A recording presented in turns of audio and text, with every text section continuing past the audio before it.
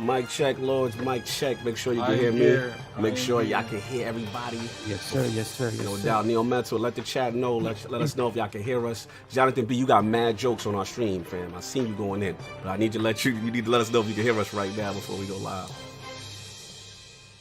Everyone good? I see Dizzy. I just want the chat to hear. All right, Big Keith. Thank you, Big Keith. Neo Mental, good. Yeah, that's everything what's up. sounds fine. All right, no doubt. We going live in a few.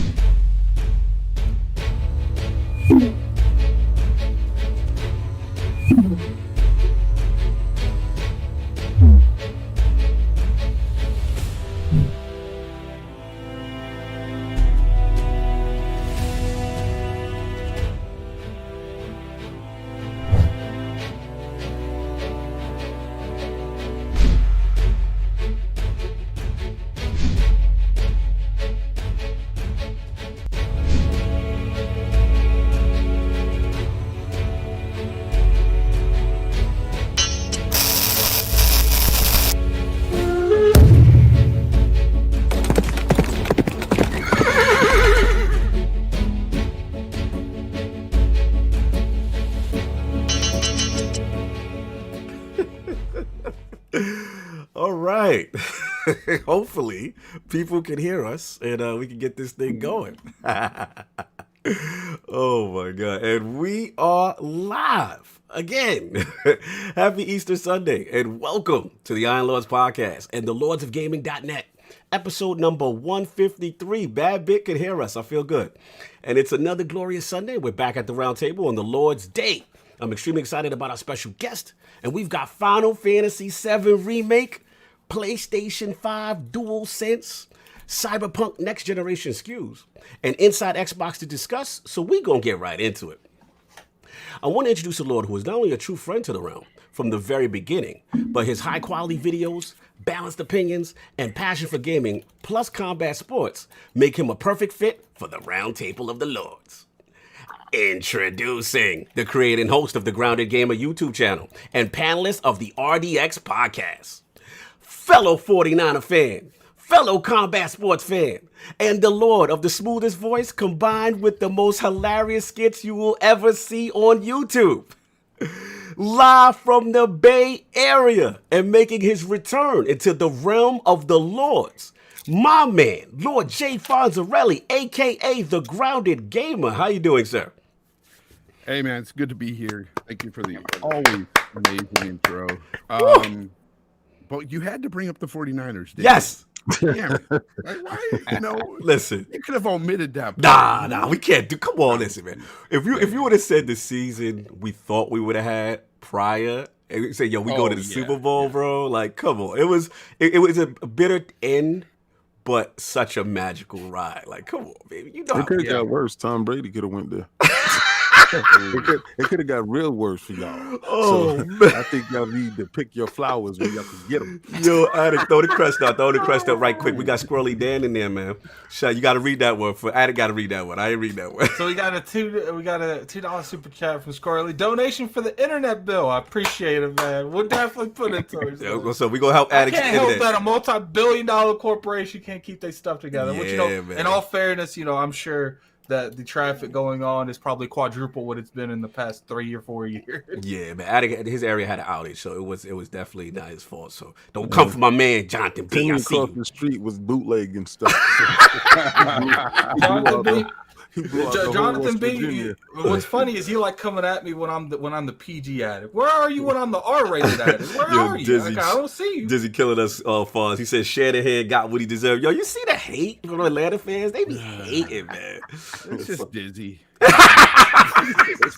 So what's up, Fonz? What have you been playing, sir? Oh, I've been playing that Final Fantasy VII Remake. That GOAT? It's been amazing, I gotta say. I mean, I'm sure we're gonna get into that whole Final Fantasy talk, and when we do, I've got some great things to say about it, but I've also got some bad. Yeah, I do. Okay, too. fair enough. So coming for the GOAT. It's cool. And you already know we got the 4 horsemen of gaming here at the round table. The original lords of the realm. My co-host with the co-most, my brother from another mother, the difficult game conqueror, Lord of Reviews, and the Howl of the Young Wolf. My man, Lord Addict, how you doing, sir?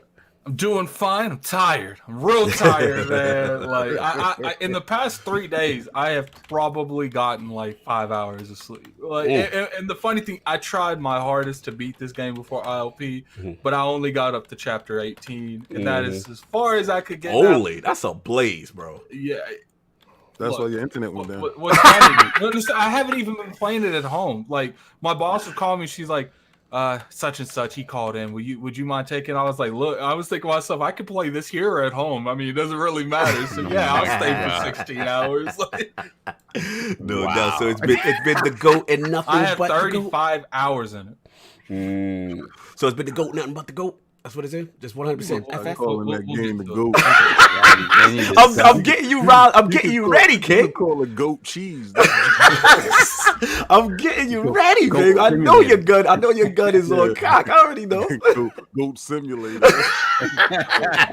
That's right, Saul. And you already know we got our most technical gaming lord, the solo gamer who lives for the single player selfish experience, and also the Sostradamus, Mr. Offline Profile Illuminati, and the person who reads the Patreon better than me every week. My man, Lord Solv, how we doing, sir? I'm back, baby. What's going on? I like your voice back. The crowd wants your voice. They like it, but it's back. They don't like me. Drop off that good on them. Yeah. Thank you, the Lord King, for dropping off the good stuff, helping me out through this recovery, and thank you, of course, to Lady Saw for taking care of me. That's right. Despite my best efforts to keep her away from me, she was like, "Shut up."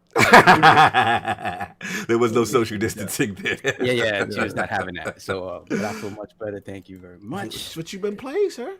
I've been playing that Final Fantasy. I have been. Go talk. We need a goat emoji. I forgot. We need a goat. You gonna have to be quiet. Unless you go to Switch, I don't want to. Unless your Switch is fitting to blow up, I think you should be quiet. Yo, graphic gonna holler at us. We gonna need a goat emoji, man. I want that goat joint, the Barber King. Every time we mention Red Dead 2, we put up the goat emoji. Now you go too far. You going too far, son. I was with you. You know what? At least you knows what I'm talking about. You talking about a full game. It's a full game. Sure, no half measure, no doubt. So it's been nothing but that Final Fantasy VII. Been that and Doom, man. Doom is kicking my ass. Ooh, language. Actually, let me go ahead and state right now. Shout out to Cat Daddy Fastix. Oh, that's right. He donated it to the ILP, so I was the one that got it. I'm on like like I'm on Mars. I was been told like that's close to the end of the game. Like I love it. Yeah. I really do. I love it. I killed all.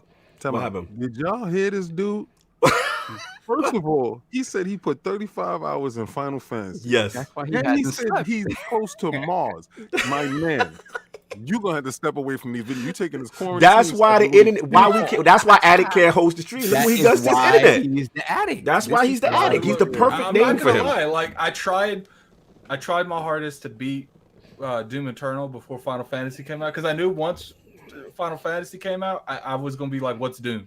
But I didn't, man. I even looked at. I only had like 3 missions left, but I was like, I can't do it. The fact that you got that far is ridiculous. The fact that he got any internet left is amazing. Nah, I did play Doom entirely Doom is so because good. it's on my PC. Yeah, it is. good. It's probably the best first-person shooter I've ever played. No doubt, no doubt. So what else, Sav? It's been that. That's pretty much it. Like I said last week, I finished Jedi Fallen Order, so I went back in there just to clean up a couple of achievements and stuff like that. But beyond that, that's it. No doubt. And of course, we have the Incredible Hulk of this, aka the Excess Gamer. Ooh. The Lord of Combat Sports, King of the Statues, who demands nothing less than their premium experience, and is the leader of the Fraud Alert movement. Ooh. Beloved Lord King, how you doing, sir? Oh, I'm extremely tired. My behind got in today, and I said, you know what? You know what I'm gonna do? First of all, ain't no turn to beat around on that right there. He's Knock down the wall. He's not even on the motorized platform. If Wow. you know that, he is a big boy. Yeah, that's so a beast. I want you guys to stop going looking at the promo video thinking you saw the video. Go watch the video on either lordsofgaming.net or go to the YouTube channel and watch the KOS on Iron Lords podcast. Woo! So that way you can see the whole video and stop thinking you saw something in the snippet. Because somebody hit me in the head with, but I like the one with the helmet. I said, you're stupid behind. If you actually saw the video, you would know what's going on. But I don't want to blast them out like that. But you know exactly who I'm talking to. Christopher. Anyway, so you can put up that Game Pass emoji. Because Captain Game Pass was in his game bag this week. What we doing this week? Well, shout out to Phil Dominus Maximus Spencer, because Phil Dominus Maximus Spencer is always dropping the Game Pass fun. So listen, I got Journey to the Savage Planet. Yo, it was okay. It was what I thought that stupid game was. You remember that stupid game that was trying to be Outer World? Your boy is in his bag. Your boy is in his bag right now. I gotta throw the crest up. Shout out to Stitch, $2 super chat. When are we addressing this Fisher Price control? Early. Get the next one. Oh man, another crest. Throw the crest up. The millions one is still up. I don't know if it's legit. My bad. Millions want to get in there. I don't know why I want to get in there. Thank you for that. Smitty Smith, man. Who got Smitty Smith? Stay collected. That's right, Smitty Smith for sure. That's my man. He always watches every video. Salute to Smitty Smith, the Book of X. Continue. Yo, so this game, it's so much fun. It is absolutely amazing. It's so colorful. The world is so bright, even on the regular S and even on the X. It's a beautiful game. I love the exploration. I love the harking back to the full motion video stuff. Like it's stuff that you do, and they have like little infomercials and little stuff. They create a nice little world for you to get lost in, and it feels light and fun, but malicious in the same manner. So it's like it's catering to that kid in you, and also that that mean spirited stuff. You get to do a whole lot of mixing and matching with stuff. It's a really good game if you want to check that out. Also, I'm playing Momodora. Momodora is so nice. This is Game Pass too, sir? Yes, sir. Oh my God. Game Pass emoji gonna have to stay up there for you. Yeah. Nothing but Game Pass. Sorry. That's where I'm at with it. Because that's where my finances is. And in this quarantine time, I think everybody should be inside Game Pass and utilizing it to the best of their ability. Also, I wanted to address one thing. What we got? I don't hear y'all with that same energy because everybody was talking all that crap. Oh, the PlayStation Pro is beating the X in that Oh, the Resident Evil 3. Oh, yeah. And then boom, the patch came down and to the floor, and the patch then put the game head and shoulders above the inferior version. And I just really wanted to address that because nobody is in my timeline. I want to know where you Sony heads at, where your generals at, where your bosses at, because nobody is showing up in my timeline. I done beat y'all down so bad. They're not showing up no more. So they feel get Fonz. You know what, King? When it comes down to that situation, a lot of these guys out there don't understand, and they'll never understand that better hardware will always be superior. They'll never understand that, no matter what. They just go along with these false narratives all the time, talking about how my game runs better on the Pro. Well, it comes down to optimization, and they don't care. They don't want to hear it. They want to tell you, you ain't a developer. You can't speak on it. They already Fonz busting guns early. And to that I say, bull, anyway, I can speak on it if I want. I mean, I'm a consumer, and if my product ain't as good as that other product on inferior hardware, well, I'm gonna be pissed off. Yo, Fonz is early with it, son. I was upset. That's all I've been doing. Oh, okay. That's what's up. That's what's up, no doubt. And of course, we have the gaming ninja himself, the Shinobi LordCognito, spreading that realness in the realm of the ILP. Not saying what you want to hear, but what you need to hear. Silk say, yeah, bust them shots, Fonz. Yo, they out of control, man. Out of control. Yeah, for me, what has been, man? I mean, first of all, shout out to the Last Word podcast, my brother Ebon's best Destiny podcast you have not heard. We were talking it up, man. Had some good discussions. Yeah, Destiny's in a spooky place. We're not happy. We had to say some things. We had to get at some people. You know what I mean? Yeah, that was a good last word. Thank you, sir. Yeah, we had to listen. We got to keep it true, even when something you should love, you got to go in. But shout out, yo, Fonz, you gonna be proud of you, man. I am a new Fugal owner, Stadia gang. Let's go, free 99, Fonz. Let's do it, baby. I am not proud of that. Where your Fugal at, baby? I wanted to address you. I wish you could have pulled me into your to the last word, because when you was talking all that Stadia this and Stadia that, tell them how. See, if y'all didn't watch the last word, right? This is how it went. Yo, I can't find a match. You're on because there ain't nobody. You almost spit my juice. Listen. He said, yo, listen, Ebon just hit him with the facts, right? He told him how many millions of people is on, but where the millions of people is at. And he ain't on Stadia. Listen, it ain't no millions of people in the population. I will say that. So I'll give myself the millions, and I'll give myself the fraud alert, because I tried to play a match. Yo, I could not play a PvP match for 2 hours. Tell him about the lag. The lag wasn't that bad. I'll tell you the truth, I couldn't even get in the match to tell you if it was lag in the PvP. On the PvE, it was alright though. My connection lit. I like that answer. It wasn't that bad. I like that. Yo, Fonz. If you go back and watch it, right, Ebon just said it's like a Shaw Brother film. Nah. Disrespect. It's like stop motion animation. It's like the old King Kong movie from the 30s. Man. Yo, shout out to my man Forte in there. My Fugal gang, Stadia, stand up, free 90. Listen, y'all, free 99. You get in there and do this. What you do? You get in there, even for free. Everyone that got that, jump in the bushes and stay there, have a little cookout, have a little picnic, and you deserve to be. Listen, in there. Yo, Addict, did you see on their page? It's free and people are complaining. Listen, free 99. All you do is you jump up in there, you sign up, you download, you get all their games, then you cancel the subscription immediately. Nothing gets charged. You good for like 2 months. I'm in there, man. Fugal gang, let's do it. So I was doing that. Then I'm doing a lot of remote streaming. You know what I'm saying? Doing a lot of, what's up? LordCognito saying that. You know, it kind of reminds me of Lord King. What's up? What? When he bought Halo Wars 2 and never touched it after that. You were supposed to drag me through. You were supposed to finish that for me so we could do the co-op achievement. He pulled a solvent on you? Yeah, he's supposed to finish that for me. I don't know what happened in the difficult game conqueror. I'm gonna make that announcement. I don't know when, but me and King, we're gonna stream that game. Addict said he gonna help me. All right. Solve getting thrown straight in the bushes. In the bushes. So In the Solve, bushes. you need to help him get through Halo Wars, and I hope Solve he ain't gets playing through- that game. Hell. Solve ain't playing that game. Yo, let me throw the crest up. Smitty Smith, $5 super chat. Shout out to LordsofGaming.net, Iron Lords, and Lord Fonz.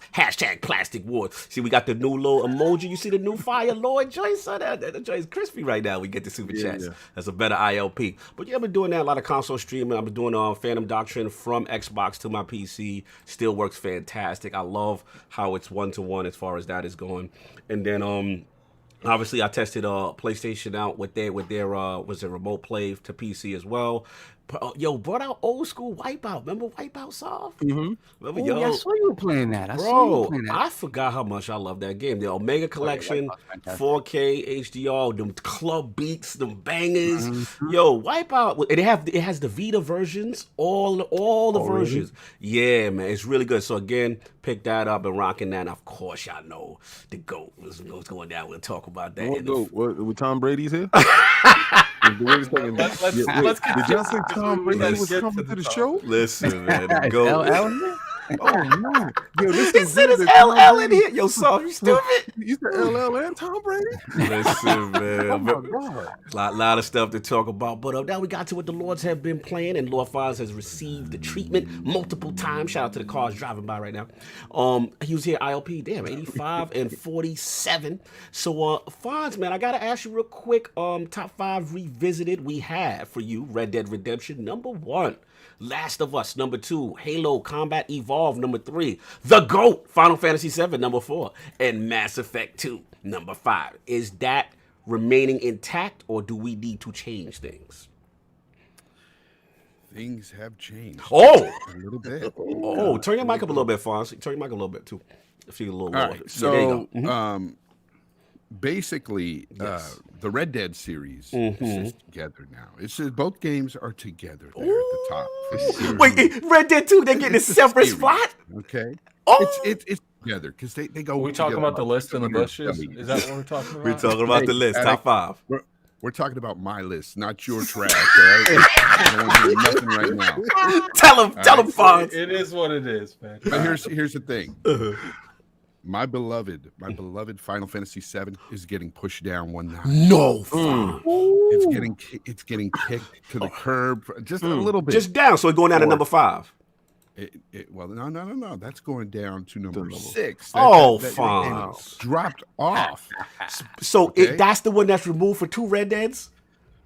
No, it's removed for a game that I fully played through and just fell in love with just this last year. Which one? And that was The Witcher 3. The The Witcher 3 is where that's going. it's one of the GOATs, man. No It's- doubt. It's one of the best ever. The DLC to that game really changed Crazy. things for me. The fact that every piece that they came out with to that game was gold. And Yeah, that's true. I'm telling you, So what the slot though? CDProjectRed's got it. What Well, slot? that's gonna be in my number 4 slot. Okay, right so there. Witcher 3. I'm updating it on the fly right now. Updating it. Witcher 3 is Okay. my number 4. Okay.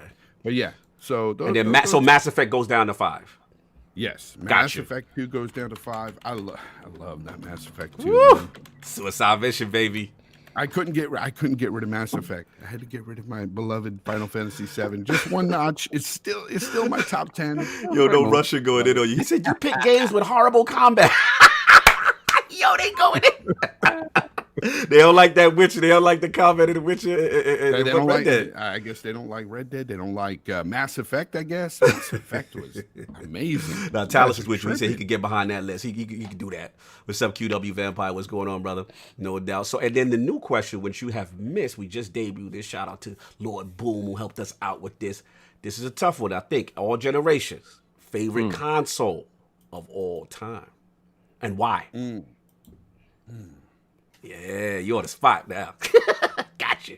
I guess I've been since the Atari. You've been there. You like us. There's Had so many like systems. I almost know. every one except for the Neo Geo. I never owned that because that was just too expensive. Yeah, only King had that. He's the only person in the hood. Yeah, King's the only one that had that blood. Yeah, yeah, that rich He's blood. the only there. person that had that in the all New York area. Yes. I didn't know anybody with that. You got a lot of systems, man. You got the thing is at the end of the day, the one that always comes to mind because I loved it so much. Everything from its form factor to its accessories to the games. Dreamcast. I knew you I love Dreamcast. Salute. Dreamcast was just such a great console. And I'm sorry, to me, Sega just had so many good consoles that just failed, unfortunately. Shout out to Sega CD, though, because that one was trash. I'm with you. Me and you share that Sega CD. Hey, because I'm like, this is just a glorified Genesis with music. Yeah, I remember I bought that thing, and I'm thinking, I'm going to get these games. It's going to be looking better. No, all I got was better sound. Better sound. I was like, nah, I wasn't following. King tried to get me on that hustle, too. King and Saul tried to get me with that. I said no. That Sewer Shark Night Trap, that wasn't doing it for me. Yeah. The Tower of Power, when you put that together with the 32X, and then you stacked it all together. But fun. I wasn't making videos with Marky Mark. I wasn't doing none of that. You were Final Fantasy, the Final Fight CD. Yeah, it was fire. That was hot as hell. Yeah. It was fire. You know what though? I like Samurai Showdown on the 3DO that I had. Oh, classic. Street Fighter on there was kind of tough too. Controller was horrible. Controller was horrible. Saul was right. That controller was garbage. Opened it up till Mr. High opened it up. Oh yeah, it had some great games. You had to unscrew your joint just to get the D-pad loose so you could get the 8-button directional pad. Mr. High said, yo, give me your controller. Yes. I got you. Yes. He brought it back the next day, and my Street Fighter was throwing Hadoukens all night. Shout out to Mr. High, you already know. But yeah, the Dreamcast with those VMUs, remember those? Yes. And I mean, you could choose your playing. Yes. Madden was great for that because co-op was great. Yeah, because they couldn't see your screen. You could use the little VM. Yo, how did they lose? I know. How did that console that was so ahead of it came out? It came out in a middle period right before everybody was anticipating PS2, and when PS2 came, it was like that was it. Yeah. It was online. Online first. Everything. Yeah, VMUs, an amazing launch, one of the best launch lineups ever. Oh, and a lot of people may not know this, but shout out to Microsoft. They're the ones that put that online. Yes, they had Windows CE as an OS, right? Yeah, it was amazing, man. Straight salute to Sega. First time we got true arcade perfection in the house. That's Soul Calibur solves. Better than so what? Fire. Shout out to Wilhelm Scream in the building. Shout out to Squirrely Dan. He said Dreamcast controller blew up and almost electrocuted his friend back in the day. Salute. You know what I'm saying? Shout out to Mojo Blues. Good to see you, brother. He said it lost because of no DVD play. Yeah, that DVD was a big deal. Because remember, a lot of cats in the hood, they had no DVD. You buy they had GD-ROM. Remember it was a GD-ROM? Yes. Yeah, they had a Gangster Disciple ROM. Yo, you stupid. Facts, man. Salute to the G-Cat. It was something, man. It was something. Yeah, it really was. That's a good system choice. So let's do the poll. Last week's poll results are in. The people have spoken to the question. With the games industry gearing up for more software delays like The Last of Us 2, etc., due to the virus pandemic, how do you feel Microsoft should handle Halo Infinite's launch alongside Series X if only the physical release is not 100% ready?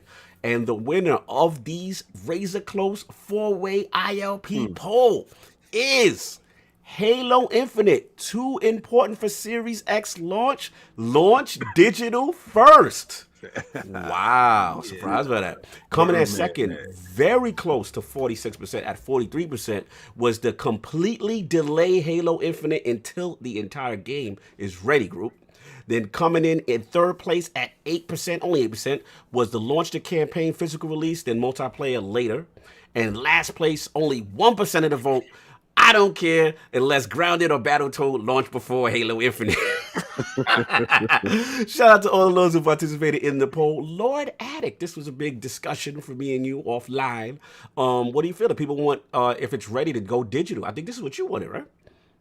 Yeah, I feel like if it comes between that and not launching with the Xbox Series X, I feel like that is the better move for them in general, because they're going to, we know every box with the Series X is going to have anywhere from a month to 3 months of Game Pass, and you got to download that anyway. Yeah. So That's true. That's true. And you would have what brought to my attention that even with Gears, right, they had like the Game Pass Ultimate guys got it like a week early, digital only. So they've been already kind of in that bag with launching the digital release first. So it'll be interesting to see what happens. I know Phil has some comments on that, saying that the hardware is coming regardless, but he's going to give the team time, so we shall see. But we're going to get into these topics, and Lord Attic, hold on, Cog. We have something to give away. Oh, I'm bugging. Soft, see, that's why you back. That's why, see, the bank always put me in check. Let's go before we got some giveaways. We got some things, some goats to give out. We got some things to give out. Hold on Let's go. So as you guys know, we've had a Final Fantasy VII Remake Gleam IO contest going on. Woo. And fortunately, we weren't able to end it before the launch of the game just because we started a little bit late. But here we are, launch week of the game, and we have ourselves a winner. So before I get into that, thank you to everyone who participated. Yes. Shout out to all of you who did shiesty things to participate. Shame on you. Shame on you. Shame on you. And as always, much love to Lord Petey, a.k.a. Lord Snaldo, the king of the Banhammer. The Banhammer, catching all you frauds out there trying to win with your illegal means of winning. The man goes through, every time we do one of these, the man goes through absolute hell to sort of weed out the bad seeds and come up with legitimate people. Yes. Yes. Here we go. With that said, thank you, Lord Snaldo. And our winner of the Final Fantasy VII Remake giveaway is Lord King David. That's the only way he getting it. Who's the winner? Lord Boss Move. Oh, Boss Move. Wow. Usually in the chat. Kind of crazy because that's open to everyone. Wow. Good game. That's a great game. The thing about it is, again, shout out and congratulations on Lord Boss Moves, but we had a considerable amount of people trying to get over. Like a considerable amount of people. A lot of frauds. So it got weeded down to I mean, and rightfully so, the people that are always there with us, following us. So I'm glad that somebody who's always there with us gets this. So Lord Boss Moves, I will hit you up with that code, or you let me know what you want to happen. But either way, I'll get at you in the DMs. No doubt. Salute Boss Moves with everybody participating, and don't fret, Lords. We will have another giveaway. Boom, right back. We're going to do one this week. So hopefully I'll take Petey and Undead. We got something cooking for y'all. So you get right back in the winning circle. So that all we got, Salva, we good? Good, we good. The bank square. All right, man. So let's get into these topics, man. Topic one. Let's get the flames going on topic one. Lord Attic, man. It's that time. So look, King, okay, let's pull the fanboy out of it real quick. And let's be real here. I've waited for this game for a long time, and I was real nervous when I started playing this. You know, I gotta be honest, man. Woo, King, let's get it. I gotta be honest. Yes. What Square Enix has done here is the most amazing thing they've ever done. The GOAT! Let's go! You on to something! You are on to something! Yeah, we need on to something. We need coming in hot. All these all things. All that! You getting all that! Look, for the most part, first off, I have to say is this is definitely worth the $60. I don't care if it's 1/4, 1 second. Tell King louder in the back. 100%. 100%. At the end of the day, I would prefer, I'm not going to go too much into detail. I want to hear your guys' first, and then I'll give my detailed perspective. But, the first thing I want to say is if they make all of them like they've made this one, I don't care if they have 5. Because they're expanding. You know that you will pay $1 million for this game. They're expanding. Pocket watch it on King. They're expanding the universe that I love, the universe that I grew up on, and they're not just doing. I feel like I want to go above and beyond and say that this game redefines the way remakes are made. Yo, Stitch said you guys just sent that man back 250. Yo, Stitch is stupid. That's more than Sean Capri, what's going on, sir? We talking that goat talk. The game is phenomenal.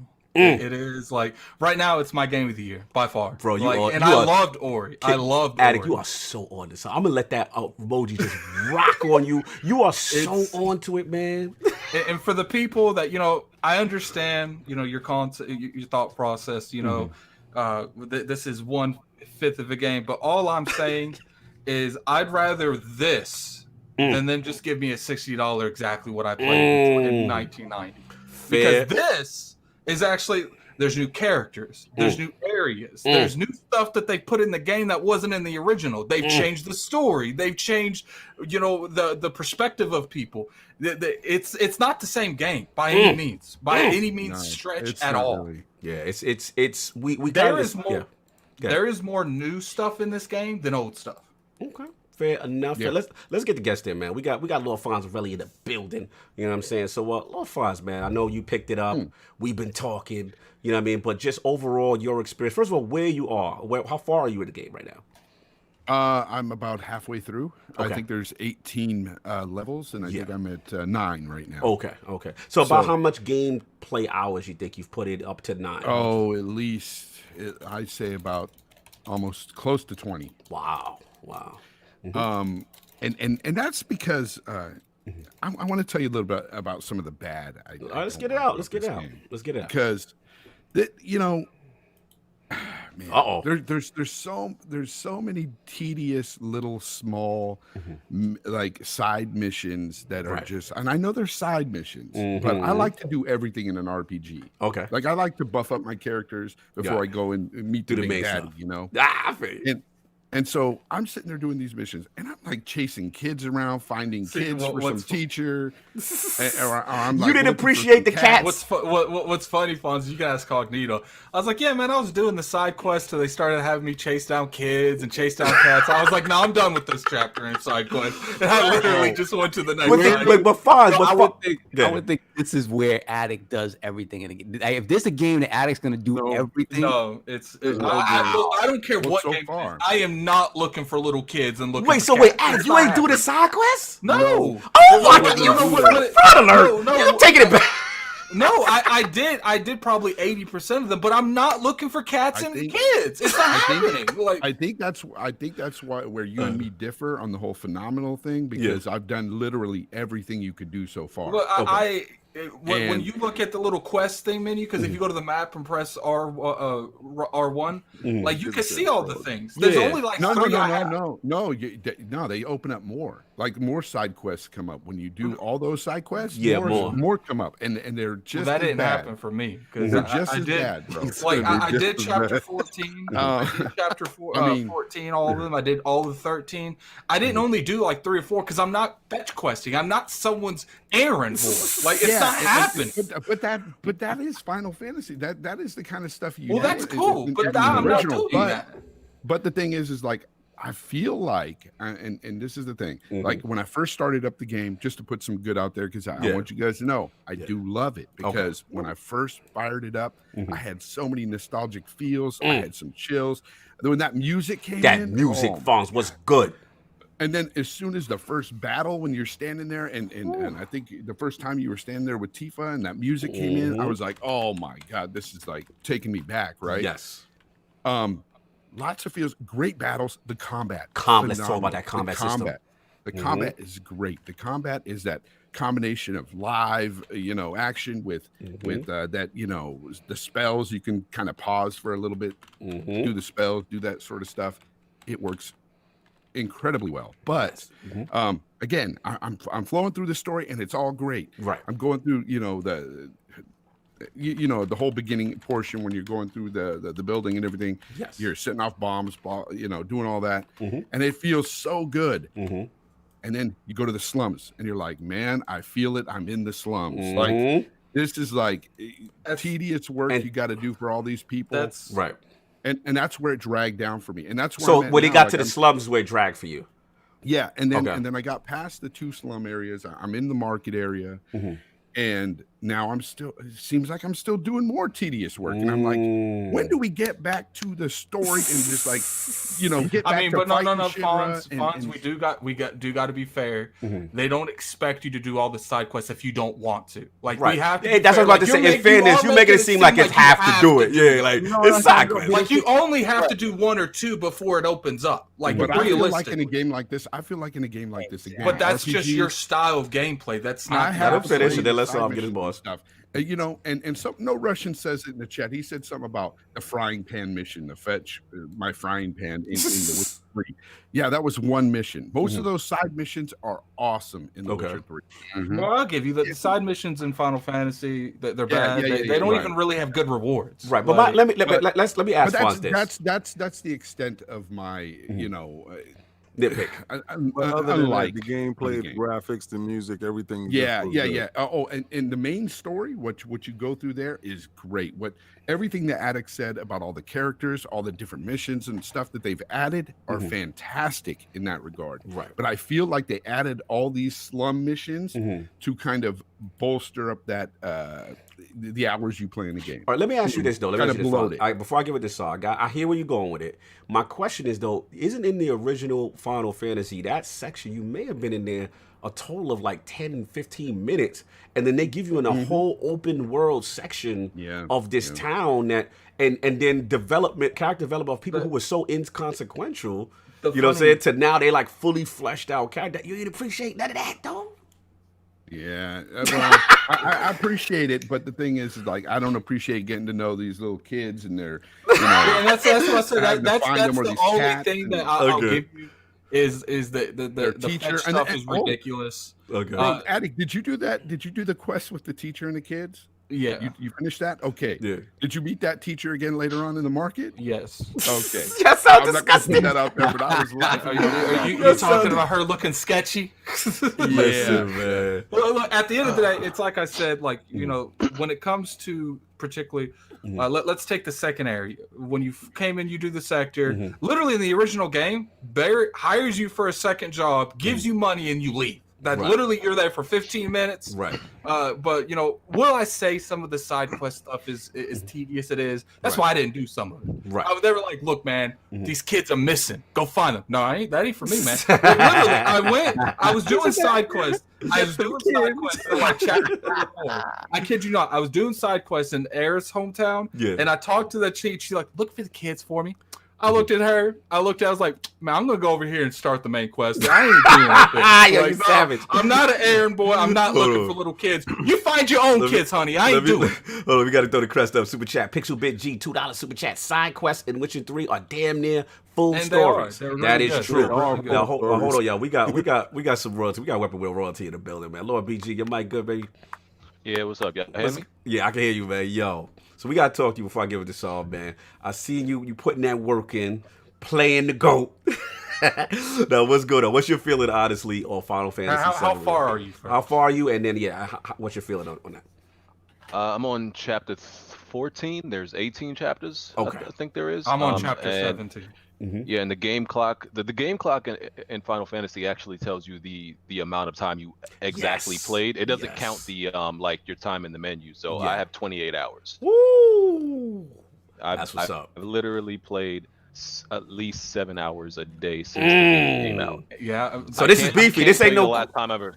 Yeah. I can't tell you the last time I've ever done that. I haven't done it in years. I really haven't. Like I'll sit down, I'll play a game. Like Doom Eternal, I came home, played it for like 34 hours. In a couple days. I'd sit down, play for an hour and a half. Like last night I come home, I was like, man, I ate, I hooked it up, and then I turned around. I was like, it is 5 o'clock in the morning. I got to go to bed. So let's get to it. I wanted to watch your live stream because you were saying something about you had got the key code, and you gave out the shout out to Square Enix, but you couldn't do it until Thursday. And I think that Thursday I had something to do. I couldn't watch the live stream that day. So, but I definitely wanted to tune in to see it. But, I don't normally do that. No But So let's get to it. Be like, tell me what's the feel, what's the vibes? Are you there with it? How are we feeling? Oh, this game's great. Listen, man, I'm low key, like a little bit even in trouble with my wife. Like Attic knows, Attic knows. Like he be hitting me up to do stuff, and I'm like, I don't know, man. The wife, you know what I'm saying? Because I have to balance how much time I spend with the wife and the game and everything like that. 7 hours for 4 days. Yeah, that's nah, BG, you on to something. I'm giving you the on to something, EG. We're not on good terms. Things are not on good terms. Final Fantasy getting me in trouble. It's like she in the other room, angry watching something right now. Murder going on. So why are you so addicted? Why can't you put it down? It's just so good, man. I mean, the combat is great. The content that they've added is not. I know people. So I think some people want it to be filler. It's really not. It adds substance. It adds to the plot that we knew in the original. Even the side mission that Attic was talking about, the teacher, the one that the teacher asked you to find the kid. Yeah. She says something at the end that adds to the plot, and I don't know. I'm pretty sure you have to find the kids for her to tell you, or I think it was one of the kids that tells you. Right. Yeah. And it's something about one of the members of Avalanche. I don't want to spoil it. And then later on in the game, one of the members of Avalanche says it, and you're like, oh, okay. So because a lot of the game is fleshing out the characters in Avalanche, because in the original it was like, okay, they're part of the Avalanche crew, they're fighting for the planet, more or less. That's kind of it. And right? You don't really get more into the background. You know what I didn't know until this game? I always thought Avalanche was Barrett, Jesse, Briggs, and Widge and Tifa. Yeah. Like that's literally, I thought, no, like they're literally like a subdivision. Yeah, they're like a huge corporation. There's a clique because I don't want to spoil, but there's that one part I got to, and I'm like, yo, this is a whole nother team. They're like, Avalanche is not happy with us. So like, wait, you are Avalanche. How are you not happy with you? Just to get back I always to thought that in the original game. I was like, this doesn't make complete sense. Like 3 people, well, 5, I guess, can't do all of this. It's not possible. Yeah. So it makes more sense in this game. Yeah, you were saying. I was going to go back to your point about the teacher telling you that something in the game. I'm all fine with that, and I like the fact that it does add to the story, but at the same time, like I'd rather not go find your kids for you. Like I hope you have a better mission for me to do before you tell me that. Fonz, you can skip it. And the cats too. The cats. Yeah, the cat. I go for the cats was annoying. I found the pretty cats. What's funny is I found 2 of the cats. It was Wedge's cats or Briggs. No, it was that little girl. His little girl. Well, he has cats too. So I find 2 of them because me just naturally walking around getting it, and they're like, well, they're still missing cats, and now you can find the last cat. I found most of them. Okay, like hold on, we got to throw the crust up for Smitty Smith. $5 super chat. Gaming Addict be like, find your own damn kids. This ain't the Maury show. Well, here's the thing, though. I am also addicted to the game as well. Like I can't. I think about it like when I'm away from it. I'm thinking, man, I want to get back to it. Yeah, right now I'm like, man, I want to just play it. Like, forget the show. I want to play. And the reason why I think I'm like that is because they've changed so many little things in the game that it's a new experience. Like I get this old nostalgic feel because of these characters, but I'm getting new experiences. That's why I keep arguing with people on Twitter. Look, it's worth its $60 price. This thing is lengthy and it has substance. I don't understand why people are so like hooked on this whole thing that it's a fractured game. I shouldn't pay for a third of it. Well, when the game is going to be 35 plus hours long and it's good with new content and new experiences, I'm all for it. No doubt. Let's get BG back in there too. Yeah, the side missions, like especially early on in the first, they get better though. I will say. That. In the slums, when you get to Tifa's bar and everything, and everything like that. The side missions in that area, they're very much like almost tutorial like. So I got it. I'm like, they are teaching you a lot of basics, and they're not the best side missions. Some of the side missions are good. Like I said, some of them aren't. The combat in the game, I think it's real good. Wow. The aerial combat needs some improvement. That's very. I hate the aerial combat. It's like very plain. Just wait, you ain't even got to the most annoying thing. The people with the propellers, I hate fighting them because I miss them half the time. Yeah, but I mean, I don't know about y'all. Y'all don't use like the magics and stuff to. Well, see, the thing is this game is all about endurance. Right. Like you don't want to use stuff, and I'm just like, I'm sitting there after they've almost killed me. I'm like, Tifa, just hit him with a thunder and let's get this over with. Listen, man, y'all supposed to be using that assess materia, and then y'all just snitch on what the weakness is, and then we do that. But the thing is when you get later on in the game, there's so many enemies, you can't lightning everything. Like, and you have to fight something straight on. Also, some of these enemies they shield, and even with the shields, they barely get hurt by those. Like the little magic blue things. I hate those things because they switch back and forth from me. You can do damage on physical, you can do damage on magic attack. And you just sometimes want to save your MP, especially these are like basic enemies. Like in the original game, like these are like little run around scrawny enemies, and like, bro, I really got to chase this thing down. The tracking in the aerial combat is just bad. Like it's not even like these things are moving fast in the air. They're like barely moving. You'll jump up and they move. You know what was just kind a of nice hair, though? and you miss them. You know what's kind of cool though that I like, the nostalgic feel you get when you see something they bring back that you didn't think they would bring back. Yo, like speaking of which, that motorcycle they're not going to bring situation, that back because there's some crazy stuff that happens in that original Final Fantasy. You're like, there's no way you're going to fight that again, and then you see it, and you're like, whoa, it's crazy. It's crazy. I love how they took little characters like the thing you fight in the sewer in the original one, and they expand on it. They're like, because in the original one you just fought it, they didn't give you a whole lot of detail, but on here, like that's his pet. He actually talks to that thing. Like I enjoy things like that. Yeah, man.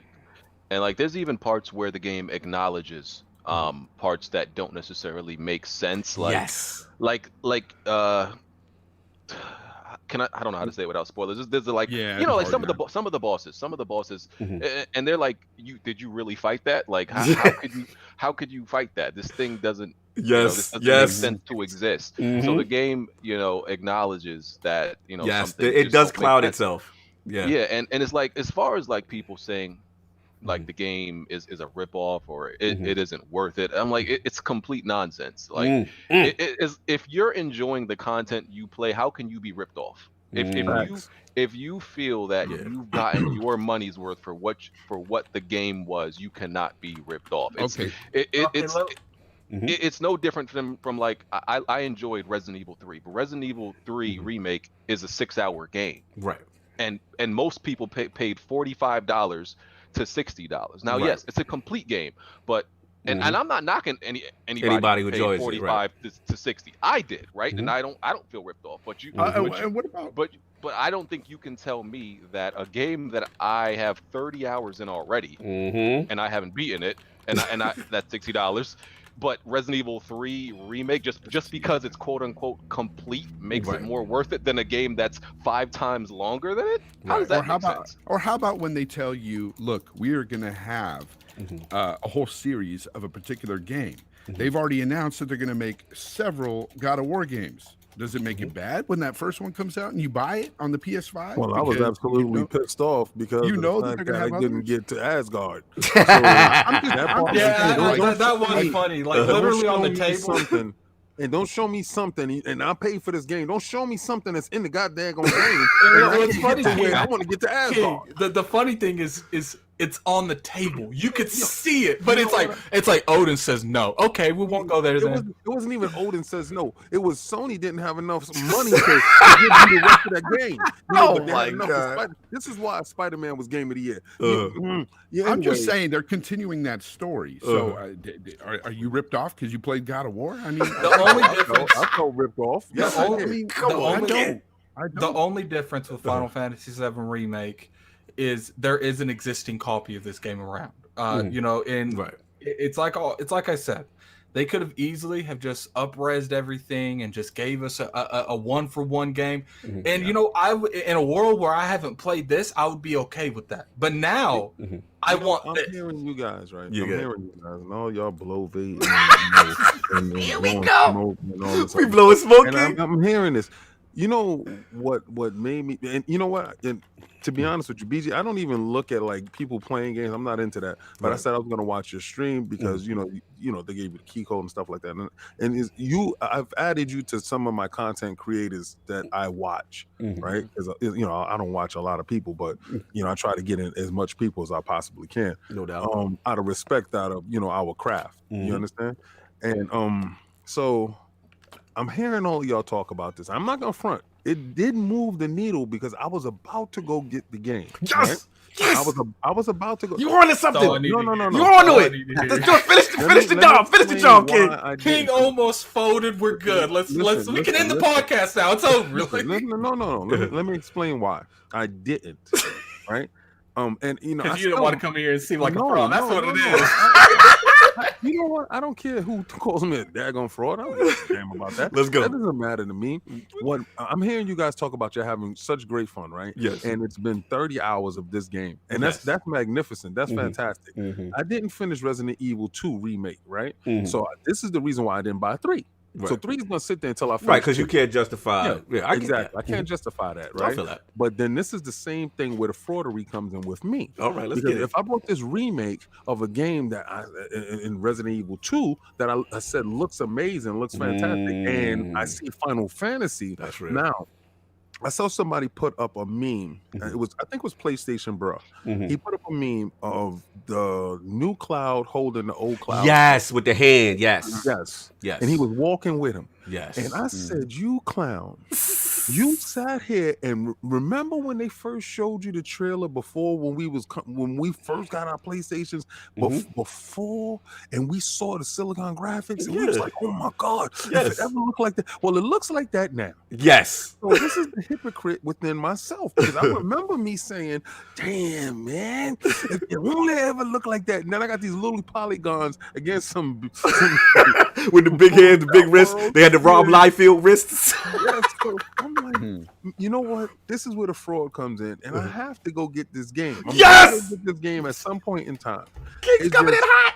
And you know, I gotta finish this Resident Evil because these are games that formulated my generation. My man. These actual games are games that actually, you know, these new guys that are walking into this world, these new guys that are actually playing the Resident Evil. Let's say they never played the first That's one. the biggest thing I think people keep forgetting. Sure, the hardcore us has been around, especially you guys been around for like 10, 15 years longer than me. Yeah. You know, we know that there's an original. But people like my brother, the people they don't even know. They have no idea. But King, here's the good part. For the first time. Here's the good part you're gonna like, King. And I talked about this with Addict offline, is that it's really not it's an adaptation. It's not a one-to-one. Yeah, like because you're gonna get there's people that don't exist that's in the game that I'm like, I had to hit Attica. I'm like, fam, did we fight this character? Is this character? And he's like, yo, that character didn't even exist. I've heard that, and that's my whole reason. My whole reason was younger me, right? Looking at that meme. It just took that one meme to see it, and say, I need to wake up. Yeah, I'm standing on a soapbox that really doesn't Bro, exist. You put me on to Final Fantasy VII. Like you bought the Japanese version first, and that made people like me who weren't into. I'm gonna keep it real. I was JRPG fraud and prior to that. Maybe I play Phantasy Star here and there. Maybe I play stuff like that. But that game, the reason why I know y'all like, yo, he on this GOAT talk. But you gotta understand, that's what made people buy JRPGs. Yeah. That game opened the door up to say, okay, let me look at 6, let me look at 3, let me look at all these other JRPGs. That's the importance of Final Fantasy that people have to respect. And if it wasn't for you, King, who had the Japanese version, and I'm like, all right, let me see what this is. And I got fooled. I thought it was an action game, right? I was like, oh, this is some regular action adventure game. And then I'm like, oh, this is some quest turn-based. But yo, it's kind of fire. I'm kind of getting into this. And then I heard that I can put it to turn-based. Yes. The biggest But to be honest, King, you don't even want to do that. Let me tell King, I got to jump it because you know me. That turn-based pretty often. I am a traditionalist with the old school stuff. So when they was talking about this new battle system, I'm like, I don't know. So I said, let me just try to see what it is. Yo, King, it is the most fire switching abilities on the fly, going from each character. Then each character has its own different thing they could use in different situations and long distance and short. I'm telling you, man, that new battle system is fire. And then you can switch, and then it has a little bit of pause. It goes into slow motion while you're thinking about your next move. It is really tremendous. That has saved my life because it's tremendous. You can ask BG. Some of these enemies, they strategically put them together to give you a headache. Oh, hold on. Slow-mo, I got to ask BG this, and I'm going to give it this off. Slow-mo says, game of the year. It's my game of the year right now. Whoa! But I haven't played other games that's coming out. You know, I know Cyberpunk's coming out, Last of Us 2 is coming out. But all I'm saying is the bar has been set high. Everybody And don't So far, it is for me too. Wait, after all that talk, Fonz? Everybody don't say they just don't like the Ghost side of Tsushima. quests. Okay. You know, I I feel- mean, there's other games that's coming out this year, and I'm not so quick to jump into this whole get goat and all this other crap. Yeah, about my goat. I So- mean, come November, December, that's when we can ball it down to what's good. Yeah. Because No Halo question. Infinite didn't launch yet. Ooh! And y'all dudes is I doing a think whole that- lot of We hot doing too turkey. much? Yeah, it's I too think- much shine on the screen right now. I Doing think too that much hyperbole. when it on co- things. I think when it comes to this type of style, get used to it. Because I do think that when they after they finish 7, they're going to do 6 or 9 or something possible. like that. You know If what I Chrono can't Trigger gets remade, if Chrono Trigger gets remade, That's a this big is going to one. happen to that too. Don't think it's not. Mm-hmm. Well, we're gonna Because wait for the 40 years, difference so is- you'll be 90 years old by the time you get Oh, I know, but like the difference is this type of gameplay back then is almost impossible to bring it to this time frame. I mean, think about the open world by itself. Think about when you look at Midgar in the old game and all the unnecessary, like, what are you supposed to do with all that stuff? You I'm just have to make happy- a game like I'm this. just happy that you guys are having fun. You know, because at this I have point to in time, respect 30 King because I got he respect, can, King. He can like that we're enjoying it without dogging Without the fact dogging it. that we're Let me- enjoying it. Your 30 hours in this quarantine state. 30 Look at hours. it. Look at it. They got to throw the quarantine. Now, if it wasn't for the quarantine, we wouldn't be doing You've this. not been able to leave your home. Let me tell you something. 30 hours to make you forget about what's going on Oh, yeah, right facts. now. Facts.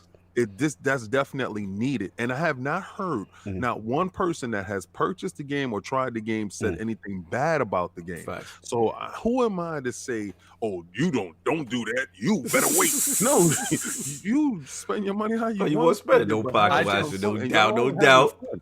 Yeah, Real quick, I got to pay the bill. I'm Silk about sell it with the $2 super chat. Give me Chrono Trigger. I'll live till 96 for that. No doubt. You already know. But Salute. it's like I said, like, you know, right now, people, you know, because of the separating story, as long as they do it as well as they did this and they tell the entire story. Now, here's a question I want to ask the cast, especially you, BG. Let's say that they have a plan for this game for 2 to 3 games, but, you know, they speed up the rest of the story, or you have to wait 4 to 5 games to get the game in this type of quality throughout the whole story. Which one would you be okay with? Because, I mean, you know, we looking like 10 years for a complete game, or 3 for, you know, a game that's not necessarily the quality that we have for this game. I mean, like, they clearly had to sacrifice some quality with this first, I guess you'll call it the first disc, especially visually. Like the visuals are inconsistent, Yeah, right? Inconsistent. Sometimes There's it looks part that's amazing. amazing, and then you go Sometimes look it's at the bathroom. You be like, why the cup Yeah. like a PlayStation 1 polygon? Yep. Yeah. It could go from Advent Children, most of you seen that CGI movie, to like Oh. literally PS2 Yes. visuals, like in on certain things. Yes. It's crazy. But this, like, 2 and 3 are probably the parts I prefer. Like, this one is probably like my least favorite part, only because I actually don't like Aerith. I can't stand her. You're not about that. I don't Aerith like her in my party.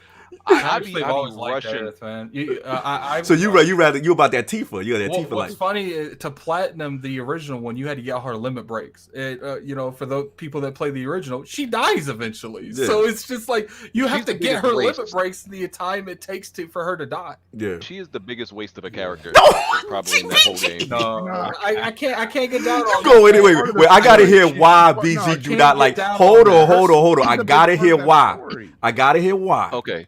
So she's a support character, or healing support character, right? Yes. But when you compare her to other support healing characters in like other RPGs, she's probably like the worst one out of them. And for example, like in other, like, let's take Dragon Quest 11, which I beat like what was last year, the year before. There's characters and like they're only they can learn. If I remember correctly, I mean they can give you moves like hasten, increase your magical defense, your physical defense and everything like that, and only they can do it, right? With Aerith, she's a healing character, but you have that everybody else can do what she can do. So why is she there? I got you. But she does it better. But her limit here's break the is Let crazy. Fonz get off. Let Fonz get I off. gotta say, I gotta say, you're right about the combat scenario. She sucks during combat. I'd rather have 2 other people. You're right. You're 100% right. Slander. But she's a major part of the storyline. Like it makes No, but sense. he's saying Like, Fonz. Story's fine. I'm talking about battle. He's talking about her as a character. battles. She's trash. Throw her in the bush. Yeah. I have to disagree. Okay, good at it. Good. And then we got to get Saul after you. I like. When is Sov getting? I know we go ahead because Addict going in. He going in. I know. Soft, Let Addict go with why he likes Aerith, and then I'll give it to Saul. I like Aerith. You know, she's one of the characters. I've used her in the other ones. Like the only character I've really never used like consistently in all the Final Fantasy VII plays is Barret and Tifa. Like, Really? And what's funny is in this game, Barret is my strongest character. Barret's like my by strongest far. joint. Fam, I got a lot of I set up with him that is serious. I like Aerith Yeah. because she's really helpful with the stagger bar, and her limit break, that thing has saved me in the most crazy scenarios because she heals everyone. Yo, the chat is saying Tifa over Aerith though. Oh yeah. Oh, 100%. Tifa's beast. Like when you level Tifa up, she's fast. She cannot she's be hit. mad fast. All right, Sov, we done interrupted you many times. You have picked up that greatness, that goatness. I need to know how you feeling.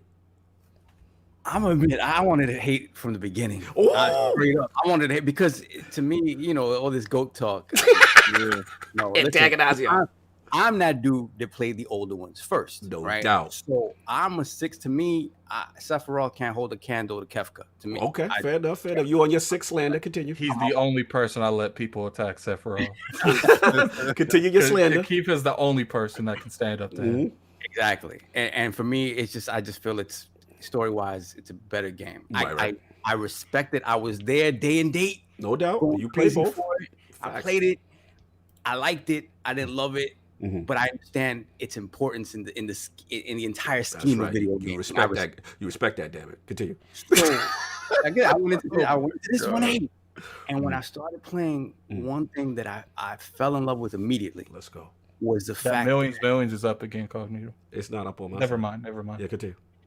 The fact that it took that world, right, and it took moments that were minuscule in the original game and expanded upon it. That's what I always want to see. I want to see worlds explored completely from every level of society. Like the way they've done it, they've opened up the entire world, and for me, that makes me care about the characters more, about the world more in a way that I didn't care about the original. Let me stop you 1 second. What you just said, you know when it hit me, or you really onto something? When you go to the slums, I know Fonz didn't like the slums, but why I loved it is I had no idea they was underneath Midgard.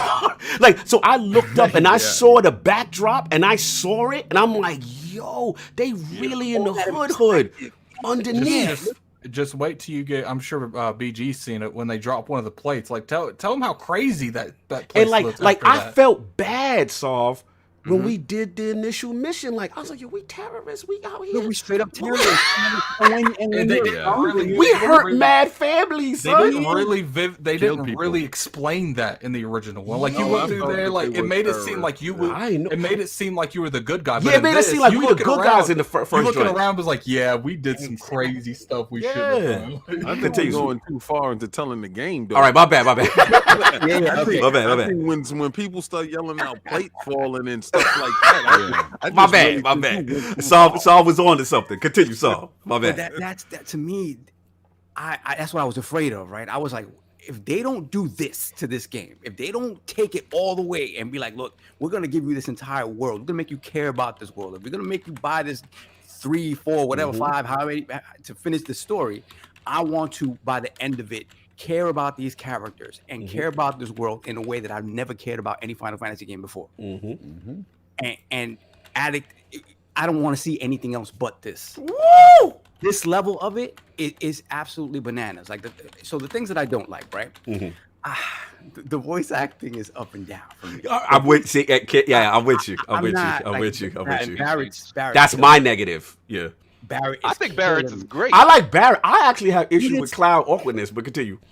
The cloud He was awkward, like that in the real game. the cloud awkwardness works for me sometimes because when he says something funny and he has just a straight face on, like when there's a part when Wedge gets hurt a little bit, and then he looks straight up at him. He's like, "I'm sorry about your blank," and he says it with such a straight face.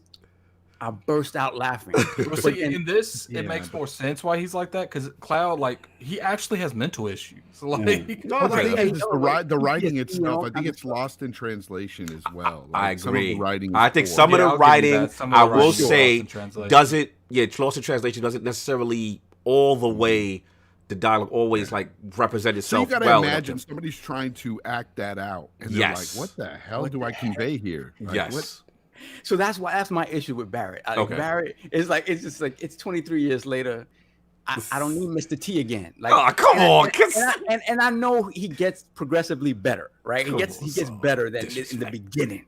I don't need that again. So that aside, though, my biggest gripe with the funny thing is, I think Barrett was the highlight of the whole game. I love Barrett. I get it.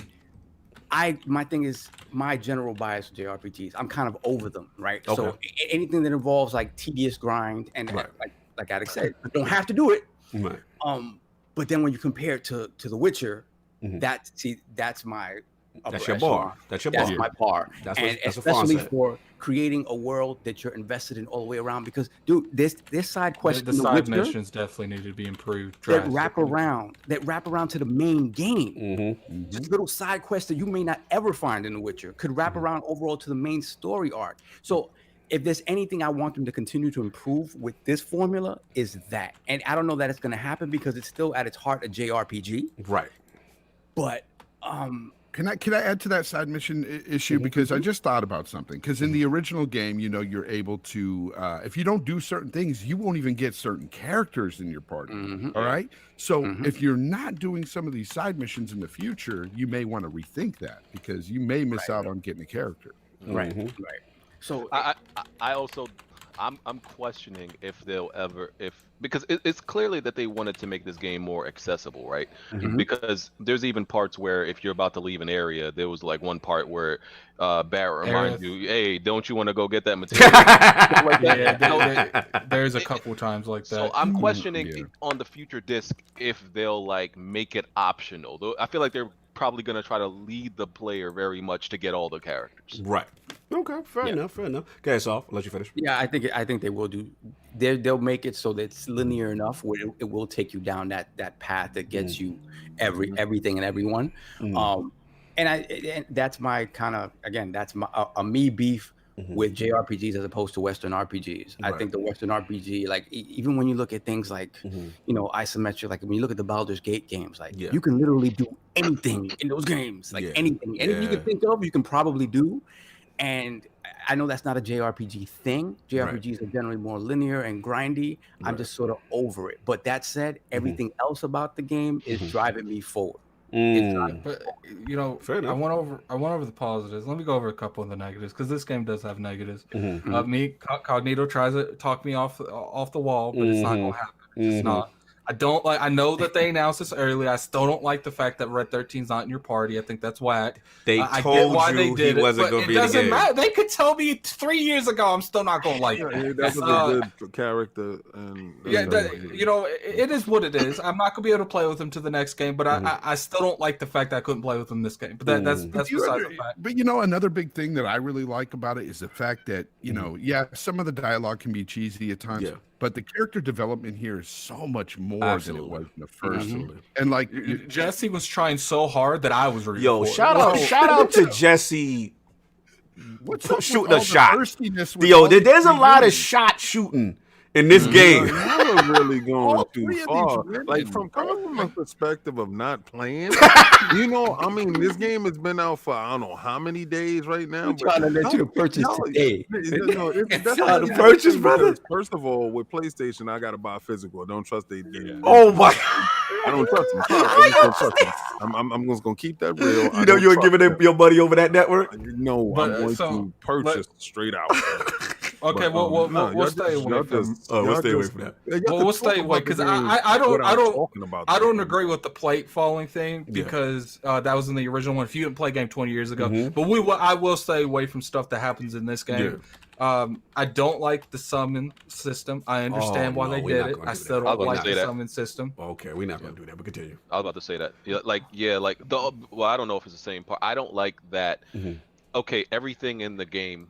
To do anything in battle, you needed an ATB bar, right? Okay. Right. I think items shouldn't count on that. I think that's. I agree. Items shouldn't count. I'm with you on that. That's what I thought. Okay, items, special move, everything you need an ATB for. Yeah, I get my ATB bar. I get my first summon. To do a special move on a summon that you already summoned, I got to use an ATB. Yeah, that's whack. I'm with you. You're right, BG. You're right. I give you that. Man. But I will say this. Can I counter though? Can I counter? Y'all making good points. Y'all right. That shouldn't be that way.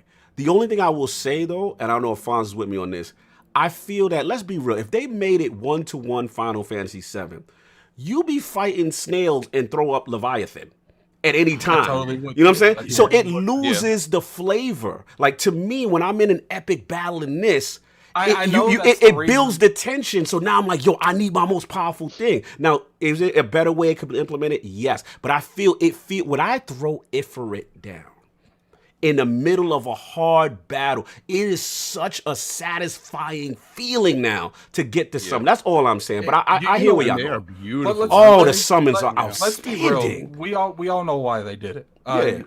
It's a casual market thing. Like, they literally, because every time you do a hard fight, they're like, yo, you getting beat. We got this summon for you. Like, I don't like the fact, and I understand, like, just because I don't like this stuff, I understand why they implemented it. It's your nitpicks. But I still don't like it. Okay. I don't like the fact that they took all material out the game. I know that they replaced it with something else, but I felt like the all material was so relevant to the franchise that I don't care what just changing the name alone is upsetting.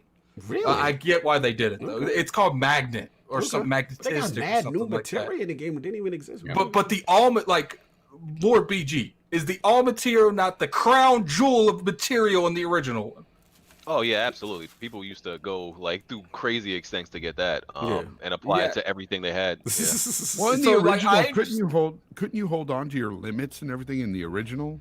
Yeah, I believe so. Yeah, I agree. I didn't like that the ATB bar resets every single encounter. Yeah. That's why you gotta have that ATB bar material. You gotta put that material that makes your bar go up halfway before the fight starts. Sometimes I'll be I'll be almost dead, and I'll be sitting there like one character running around like, man, I gotta go in on this dude with 30 HP just to get one so I can heal myself. Like, I get that. And the last thing that I nitpicked on it is I understand why they did this, and what they did with it is phenomenal. So I'm forgiving it. But it's coming from a JRPG fan. I don't like the selection of weapons in the game. Like, I love what they did with the weapon system.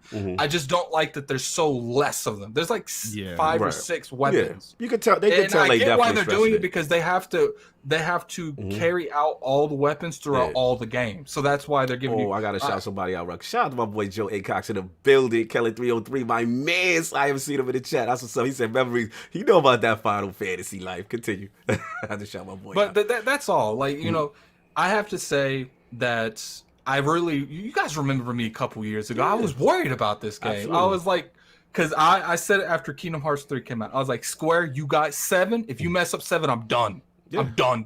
Absolutely. I love how different and varied the boss fights are too. Yes. Like how you have to come at them at certain ways, different ways. You can't just fight everything the same way. This game is one of those things that it's like if you don't take the weakness to some of these people, like the ghost, you're gonna get raw. You're gonna get wrecked. Let me jump in real quick and then we move on. Here's the thing, like, y'all know it's like Fonz said, like, Final Fantasy VII, that's my Mona Lisa. Like, that's my joint. You know what I'm saying? So when you hear they remaking it, I'm like, fam, it might be cash grabbing. Like, what y'all doing? So once we got that demo, I was like, okay.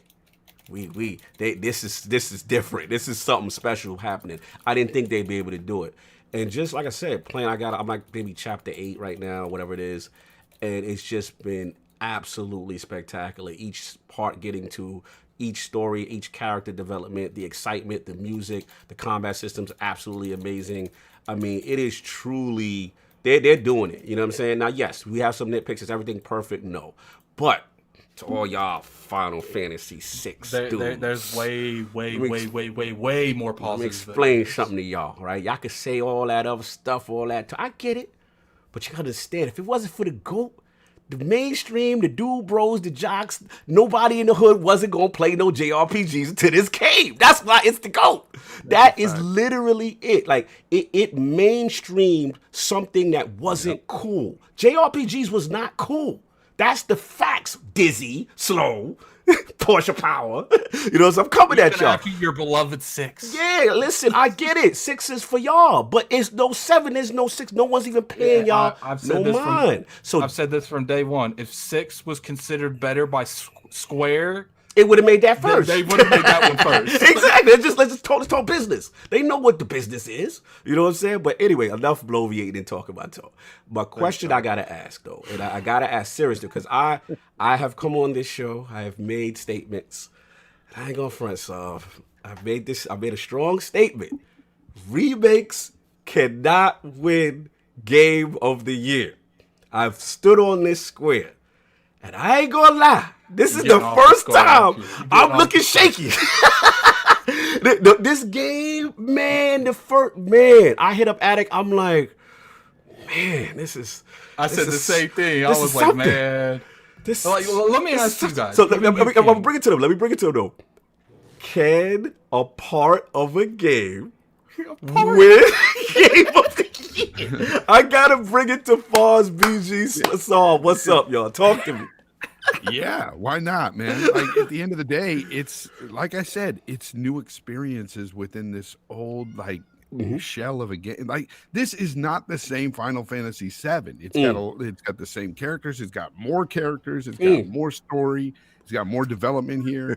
It's just a brand new experience. I can't see anybody saying that it couldn't. Yo, Stitch going in. He's sick. We've got to see at the end of the day, like what's going to happen. You know, I gotta see what else comes. We got to see what happens. Shout out to Stitch with the $5 super chat. King, this Final Fantasy VII is good and all, but that Warzone drug is delicious. It's delicious, baby. I salute this thing. All right, I got a BG. Part of a game. Can this win Game of the Year? Yeah, I mean, it's. I will say it does get a little weird when you get to the future parts, and okay, you're gonna have part 2 and 3 being nominated for Game of the Year. It's just gonna look weird. That's what I'm saying. What if all of them are so good? You have like this game get I'm every not year. against it. I'm not against it. If a part of a game wins Game of the Year, that just means other games need to step up. Part of a game is making y'all look bad. Yo, you stupid PG, you stupid. That's what it means. Oh my gosh. Yo, I appreciate y'all having me on here. I gotta get out. Go of do here. your thing. Yo, appreciate you, brother. Do your thing, man. Save the marriage. Save the marriage, my bro. Oh yeah. Oh, you already know. You already know. I can't wait for that second and third part, man. Well, In that's 10 the thing. years. In 2040 when we get the end of the No. That's when we get in the Xbox Series Pro.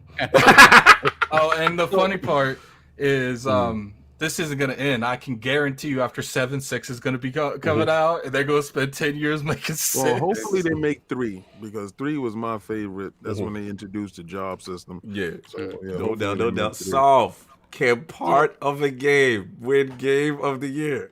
Oh yeah, I'm not opposed to it at all, but I don't think it's gonna do it. Yeah, because I'm gonna be honest. I have not played Cyberpunk. That's my game. That's my game. But I'm gonna tell you this: everything that they've shown that game to be, and the level of interaction and detail in the world, and the side quests and everything about that world, and again, for me, like that's what I look for. I don't know that in that regard it's gonna hold a candle to it, but. But I'm not opposed to it at all. They could do the thing with it that they did with Lord of the Rings, where they just waited to Return of the King to give it the the picture of the year, right? Best picture. Yeah. But I don't have an issue with it at all. And I heard this one ends in a way that makes it feel like a game unto itself, a complete game unto itself. So that's why I got to see the ending. So, Attic, you reserve a judgment until you see the ending, right? No, I think any game can get Game of the Year. It doesn't matter what it is. I personally feel like remakes have a little bit more of a mountain to climb. The only games that I could see, it's like I said last year, I don't personally think remakes should get it. But, I still have that stance, but I do want to adjust it a little bit. Like, if the game is good enough, it can get it. Like Resident Evil 2, it was a phenomenal game. It was a huge difference from the first one. So, it deserved the nomination. Final Fantasy 7, same thing. It's not the same game, but I don't know if it'll win it. Okay. Yeah. All right, King. I need your can part of a game win Game of the Year? No, it can. We can move on from that. All this conversation about, first of all, a part of a game and no remixes. Let it go. Let the remix go. Listen. Okay, you putting up an original game against something that already has source material. You already come in with a leg up, and then you come in with this nostalgia bug. Get out of here with all that. Listen, man. Whatever new game from scratch that they worked on very hard and came up with a good experience for you, that's Game of the Year. I'm saying it right now. 25 years ago. Wait. So let's leave it back then and enjoy what you was doing now. But all this hyperbole, all this token, it's the GOAT. It was the GOAT back then. These dudes took source material. It's like you spitting the bar. They drinking it. It's like me taking ether and rearranging ether to a way that sounds nice now. Let me state that you're not referring to just Final Fantasy 7. You're referring to any game. Everything. In general, that it was a source material and they had a template, and all they did was just built off that. You didn't do anything original. Yo, Neo Mental said if it win it, he said it's an asterisk on. You got to put an asterisk on it. Yeah, come on, man. They come in taking steroids. I'm good with that. Oh my God. It's nice that you playing the game. Good, enjoy the game, but stop with all this. Like they did some original. You didn't do nothing original, bro. You just came in. You on to something. You on to something. Listen. As painful as let me ask a real quick question before we move on. I got to get my bars off the horn. Let me get my bars off on the question. Listen, King is on to something. And I will say this. This game challenged my own thought process on it. Like, this game is so good that it challenged made me almost switch position and all that. So I see you, Dizzy. But I got to be real. King is right. I can't. If it wins it, fine. Hey, I didn't vote. It was I personally can't do it because there's existing source material. You know what I'm saying? But I will say this game is done so well that it challenges that. But I can't, to the letter of the law. You know how I feel. I cannot give it that. But it's amazing. It's amazing. I will say it's amazing. That's all I got. Attic, we want to give it to you before we move on. Yeah, I just want to ask you a quick question. Because to me, do you guys feel like that this remake is changing the definition of a remake is? Like, because I feel like, between this and Resident Evil 2, like that's the go-to now. You don't have that, don't even try it. Yeah, I think it's true. I don't just straight up remastering. Just remake. It's over now. I was super happy with the Shadow of the Colossus. They call that a remake. I would consider that a remake too. But the thing is, the game is it's the same thing. Just the assets are completely different. Right. But it is the exact So would you same consider game. That now a remaster and this like a remake? Oh man, this is okay. Those are what y'all playing. These games are remakes. They're retelling of the story. Right. Remasters is just up-resing it, and so and you're gonna get a ton of those this next generation. I'm telling you now, like you're gonna see a ton of that stuff popping up. It's not over. Here's the rebuttal to King and that whole situation about that remaster can't be, out there for Game of the Year. You got to look at it as this. They've got people working on this game. It's a completely revamped game. It's got so many different parts to the story here. Is there a basic, is there some source material that we're working off of? Sure. But there is a lot they've added into it. Blood, sweat, and tears were put into this game. No one's discounting that. Yeah, absolutely. And if you look at anywhere else in the industry, hell, remakes of movies have been nominated for Movie of the Year. They've won Movie of the Year. It's happened before. So I mean, I don't see where there's any difference in this medium. You know, it's if it's a great game, nonetheless, you know, if it's fantastic, it could win Game of the Year. But see, this is what I'm talking about, right? I'm talking about taking something original. This is where I'm not discounting the hard work of the individuals that put forth their efforts, right? Because they did have to come up with the anime. They did have to do their job. Right.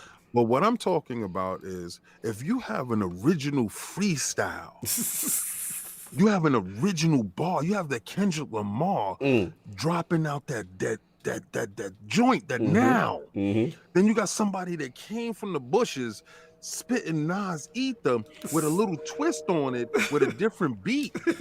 My man, I can't give you bars. They can't come with a hit 'em up remix. This is more like somebody taking somebody else's beat and doing it better. Come on, that's what it's like. Okay, so you put a tambourine on the beat. That's nice. But I'm not gonna give you. I'm not gonna give you. I'm talking about a guy who has better flow, better bars. He's spitting better. That same beat. Nah, I seen it though. I seen it.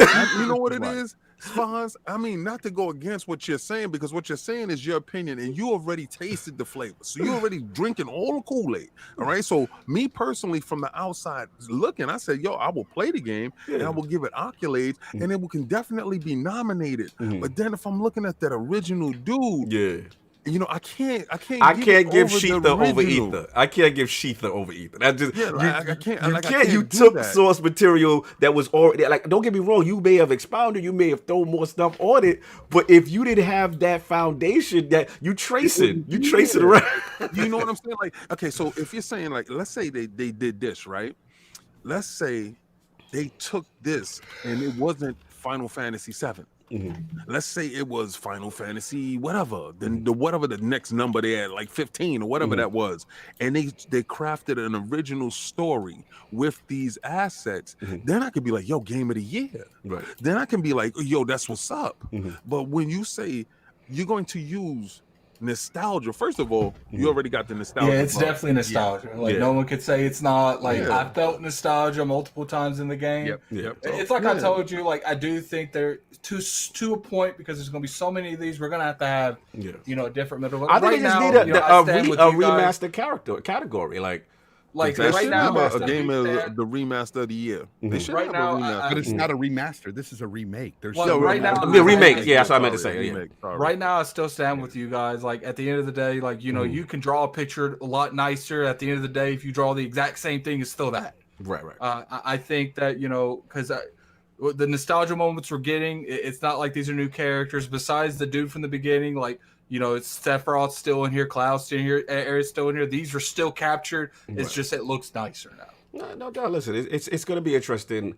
At the end of the day, look, I ain't gonna get mad if it wins. I'm biased. I would say, but it is what it is. You know what I'm saying? But listen, man, it's a good discussion. It's a testament to me to how great the game is, that it's even in the mix, and then people are split. People feel, you know, just like Fonz, you know, people feel like me and King. I get it. You know what I'm saying? It's gonna be interesting to see what happens at the Game Awards with this. Hold on, let me address something that's in the chat. Okay. You know, Brian Ingram. Okay.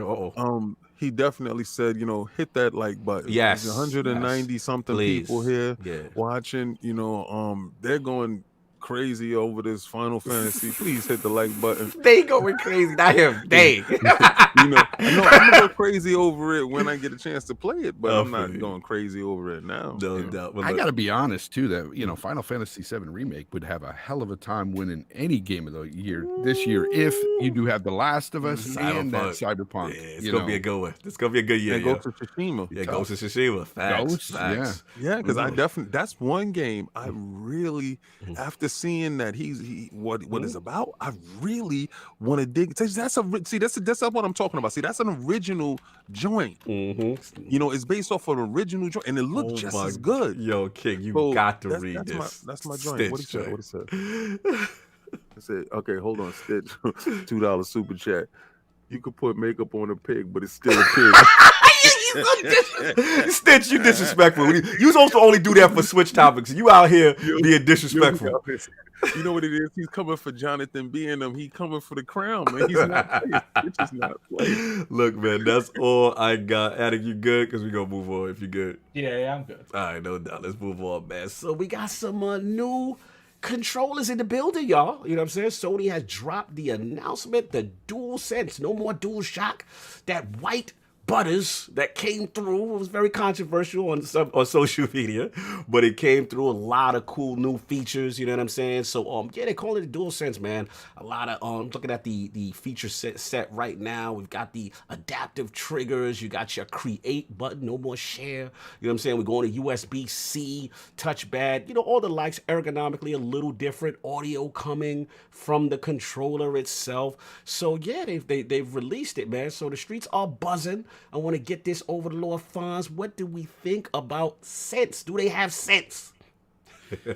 Are we really gonna like bolster up our rumble feature in the controller? Because that's basically what it is. It's just rumble, right? Did we get the JMO one? Did we get the JMO? Nah, get the JMO. Get the JMO real quick.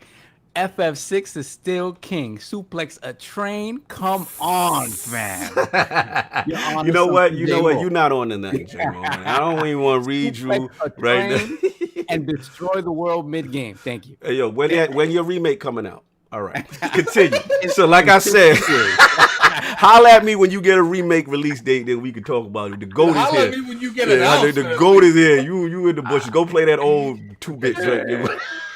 Today's conversation 7, not 6.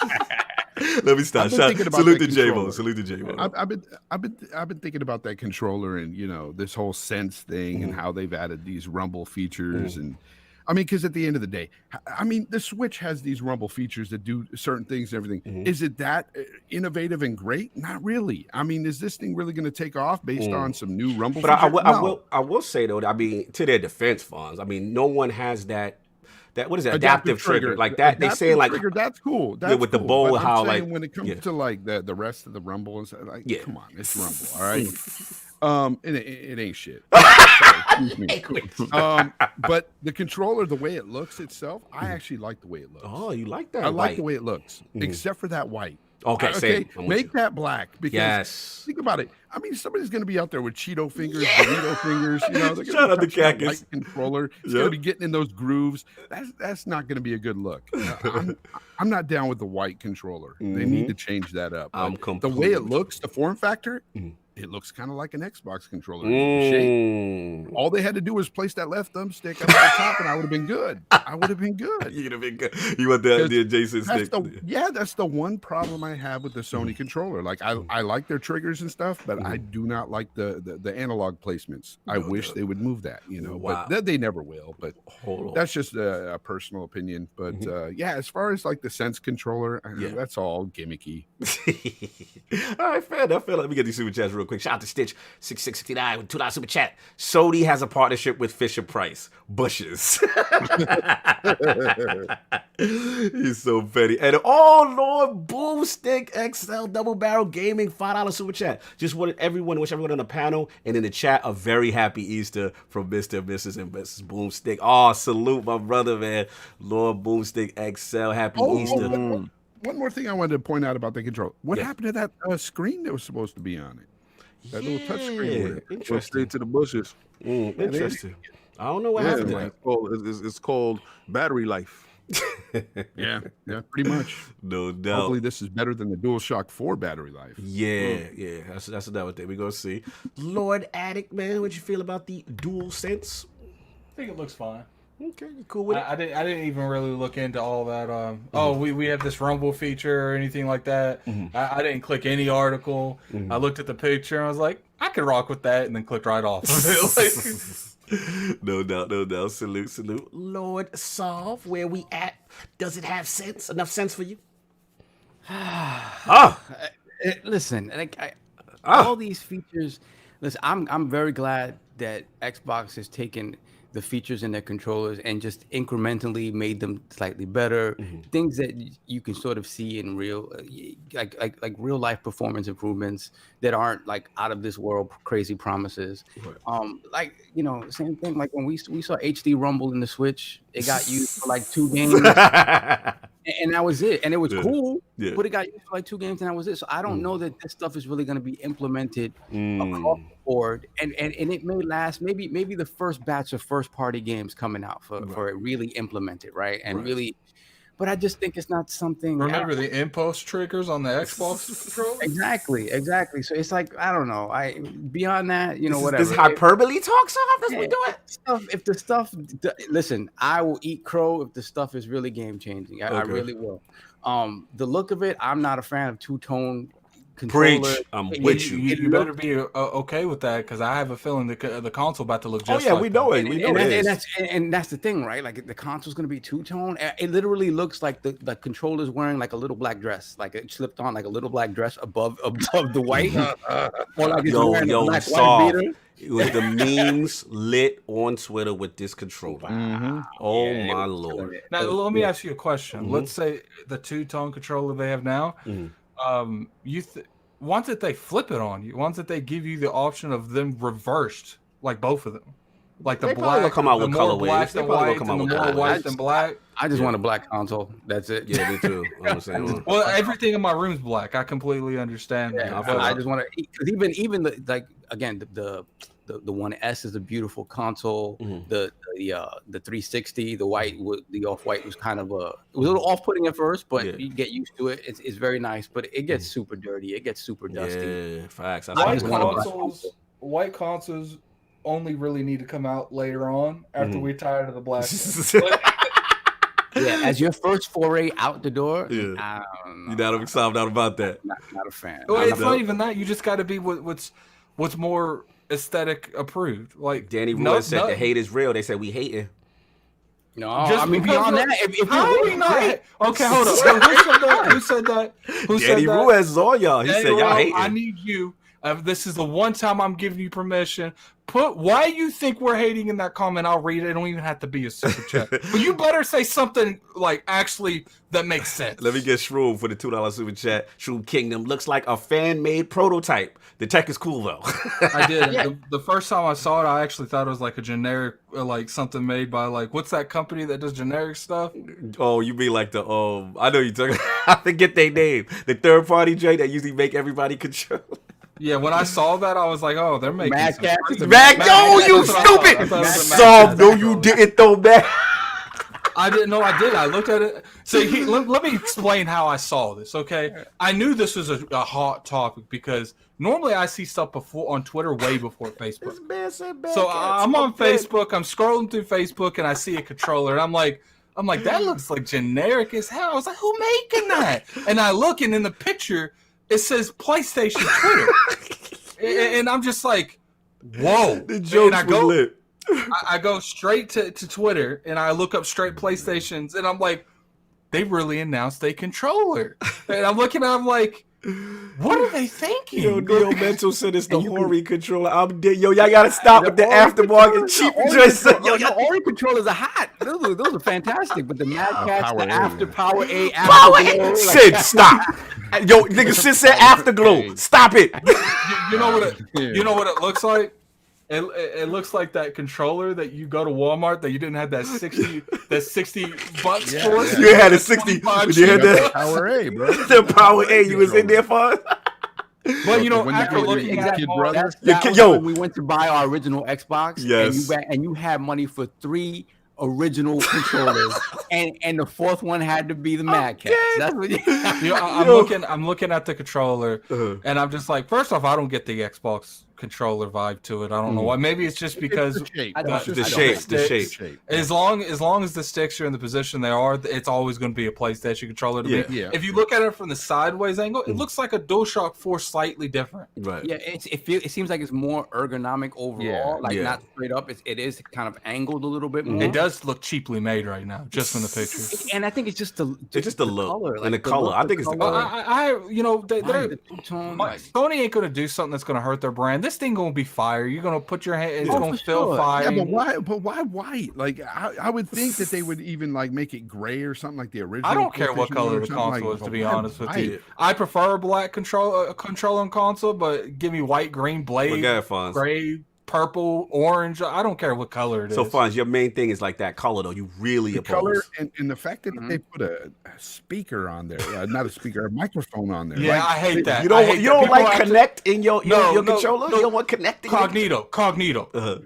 Picture this. Yes. You got all these people that break their standard controller and you in these parties, in these game lobbies, and now don't worry, I don't need to buy another one. I got there's going to be people that do that. And you're going to hear their kids and their dog, and it's going to be people that do that. Here's the thing. They said there's going to be a noise cancellation thing, right? And I'm like, okay, cool. It picks up the closest noise. Well, what's the closest noise to that little mic? What's the closest noise? The analog. The analog, and you hitting the buttons. Yeah. And you know what's funny? It's gonna have noise cancellation. It's like I'm like, does people in Sony's research and development even go online and play games? Well, like people be eating Cheetos, listening to music in the background. Like I don't want that amplified. Like, listen, I'm gonna give it to King in a minute. I just want to say, like, one would hope that this noise cancellation, they've had the foresight to understand that they will not, mute what is initially around, which is the analog. One would hope. That's what I'm gonna say. I gotta give it to King because I'm dying to know what King thinks about this controller. Okay, so Addict's keyboard from the rip when I saw it, I said it looks nice. Yeah. I love how it looks. I love the two-tone of it. I said, okay, good, because they're gonna give me a two-tone console. They're not gonna go in a traditional black. Yeah. They're just trying to separate themselves from Microsoft. Y'all forget our first PlayStation was that off gray. Right. And I thought that was a great console. And they kept that light color for a long time, then they went dark. We had wacky controllers before. Right. When I heard about the DualSense, I got a little bit nervous because I remembered the 6-axis. Yes, remember that controller? I remember that. Yes. And that came with the PlayStation 3, which was $599, and they told you it was going to revolutionize the world. So, but what happened when you got the PlayStation 3? After a year, they started removing all the stuff off of it, and then the controller. It was only like 2 games that used that Dragon game and something else. Heavenly Sword, right? And those are really good games, and it was very nice at the time. But then those, everybody wasn't using these features, and I think that after a while, nobody else is going to be using it, because it's one thing to release Call of Duty on all platforms, and your Call of Duty, when you're using the bow, you can get attention. Nobody cares. Right? So I really don't think it's going to change. Microsoft has done the research, and they have the proper controller going forward with the features they see that are used the most. What concerns me is a lot of you hypocrites have been talking about, and I'm calling you hypocrites because when the Kinect was out and it was spying on you and it was recording they have a freaking microphone right there at the crotch. It's crotch level, because you play with So we're gonna be hearing you fart and burp and this is cool for you that you're not gonna talk about that part. All right? The microphone, get the microphone off.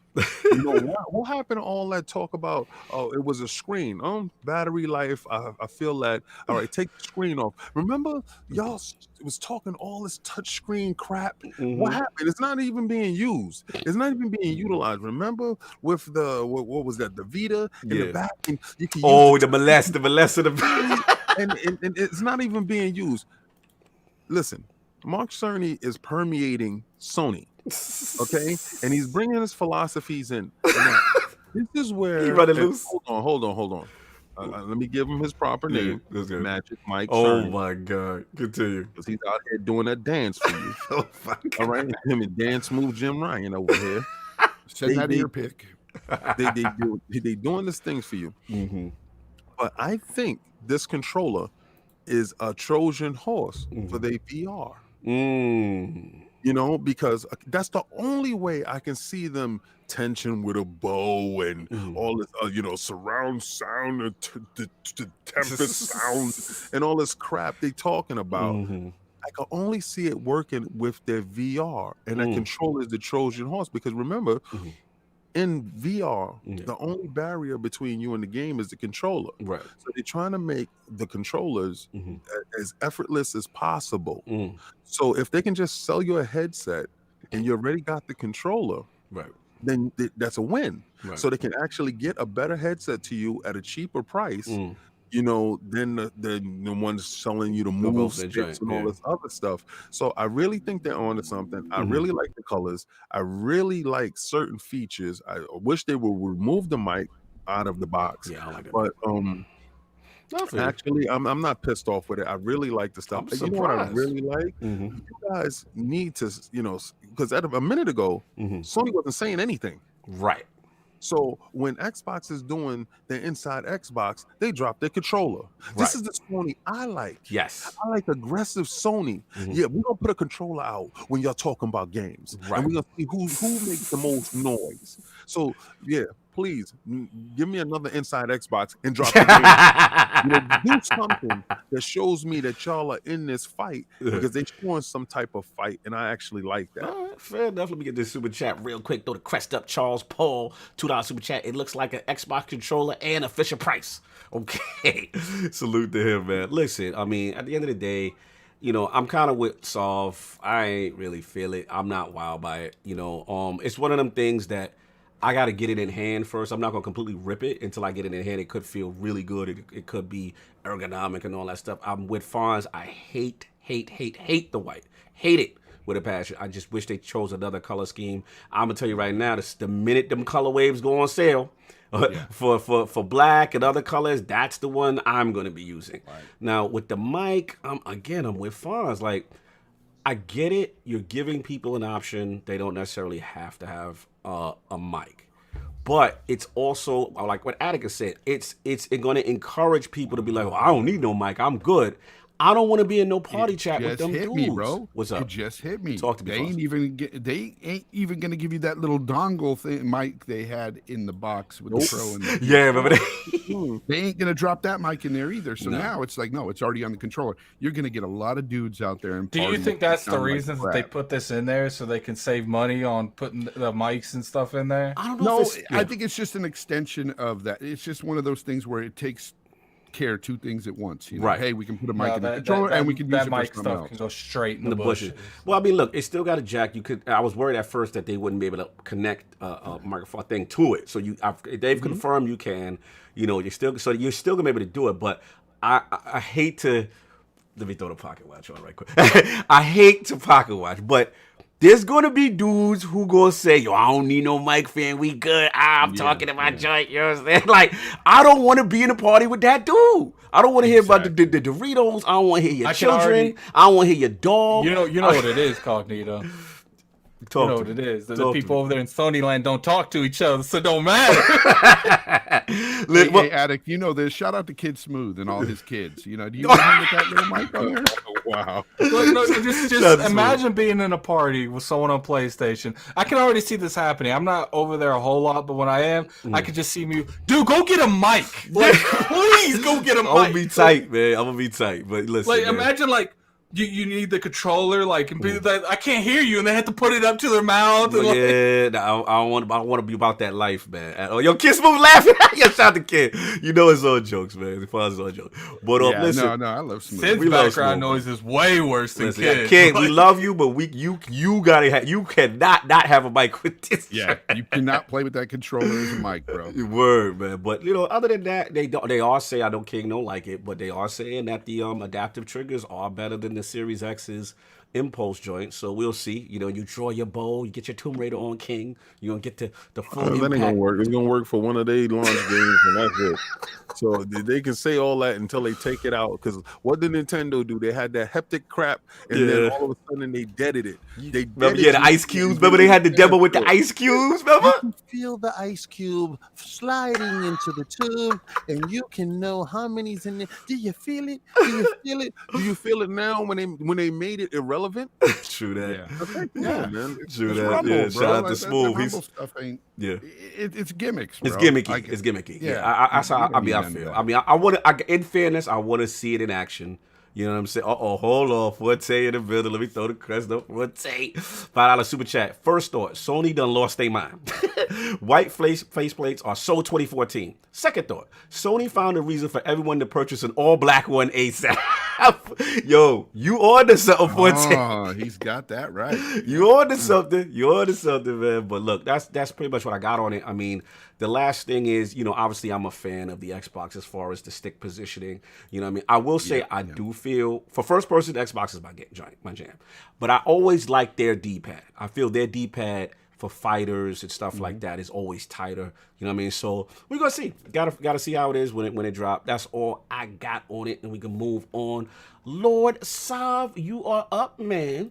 Cyberpunk situations. What's going on? Yeah, let's go. So last week, CDProjectRed had a conference call, sort of basically just detailing, how they're dealing with production and development during quarantine and stuff like that, and just basically talking about, the success of Witcher on Switch and things like that. So a lot of it was just financially oriented, but they did speak about more details about how they're going to handle the rollout of Cyberpunk. So some interesting things that came out of the conference call that have been sort of the internet being the internet took the stuff and ran with it. So and shout out to Paris from the Gamertag Radio. Shout out to Paris. His specific tweet sort of got people rolling with certain ideas. But so generally what they spoke about was basically the September launch for the game is still on. They're working on a digital marketing strategy to basically replace E3 and sort of get more messaging about the game out there. Interestingly, PC pre-orders are kind of above and beyond what everybody's ordering the game on, as opposed to console. Right. And then they reiterated what they were going to do with smart delivery for the Xbox Series X. And they did specifically say that those versions of the game would not be available for the launch of the console. So if you're expecting to play the upgraded version of Cyberpunk day and date when you get your new console, that ain't going to happen, right? So when they broached the specific topic about the PS5 and the version of Cyberpunk that would be on the PS5, they basically indicated that they weren't going to talk about that until Sony spoke about it, right? Whereas from the beginning, when Xbox spoke about smart delivery, they came out and wholeheartedly supported it, saying specifically as the CDProjectRed point of view on this subject, they said, we don't feel that you need to buy your game more than once. Right. So we are 100% behind smart delivery. So the fact that they're sort of being mum on this and sort of leaving the ball in Sony's court has led many people to believe that the news behind that isn't something that's favorable, i.e. that there will be a totally separate SKU for Cyberpunk 2077 on PS5. And you will not be able to play an upgraded version of it without paying for it on the PS5. You can play your PS4 version on it, but not necessarily. So again, that's speculation. They haven't said yay or nay, but a lot of the thinking behind it is that this is probably the case. So I want to know what you guys feel about this. King giggling. I thought King was ready, so he's cooking. I will let you orchestrate, Cog. Who do we go to? Well, first? I would normally give it to King, but I think he's cooking, so he's going to let people talk. So I'm gonna give it to Fonz. I haven't talked to Fonz at all, nor have I seen his Twitter reactions to this. And Cyberpunk is near and dear to both of us. So so Fonz, what do we feel, man? We know about the smart delivery. Xbox has jumped in front of it and said you will not have to pay. And, obviously there's conflicting things here. We don't know for sure with the PlayStation side. So what? Yo, Citizen's already starting in the chat. We need a swipe your card emoji. Stop it. All right. So I want to get to Fonz. What do you think's going on here?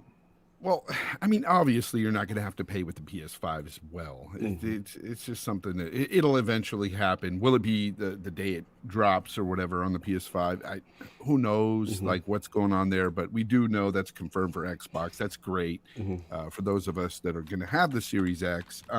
Also, I love the fact that they're just committed it just seems like CDProjectRed are just on another level when it comes to their commitment to excellence. Yes. Like, I mean, a lot of us forget that they've had previous games before The Witcher 3, but it's what they've done with The Witcher 3 and that world and each DLC that dropped that have me confident in this product. And not only that, everything that they say too, they know what they're doing. Everything they put on Twitter, everything they tell somebody in an interview, it's just they're hitting they're doing all the right things, all the right things.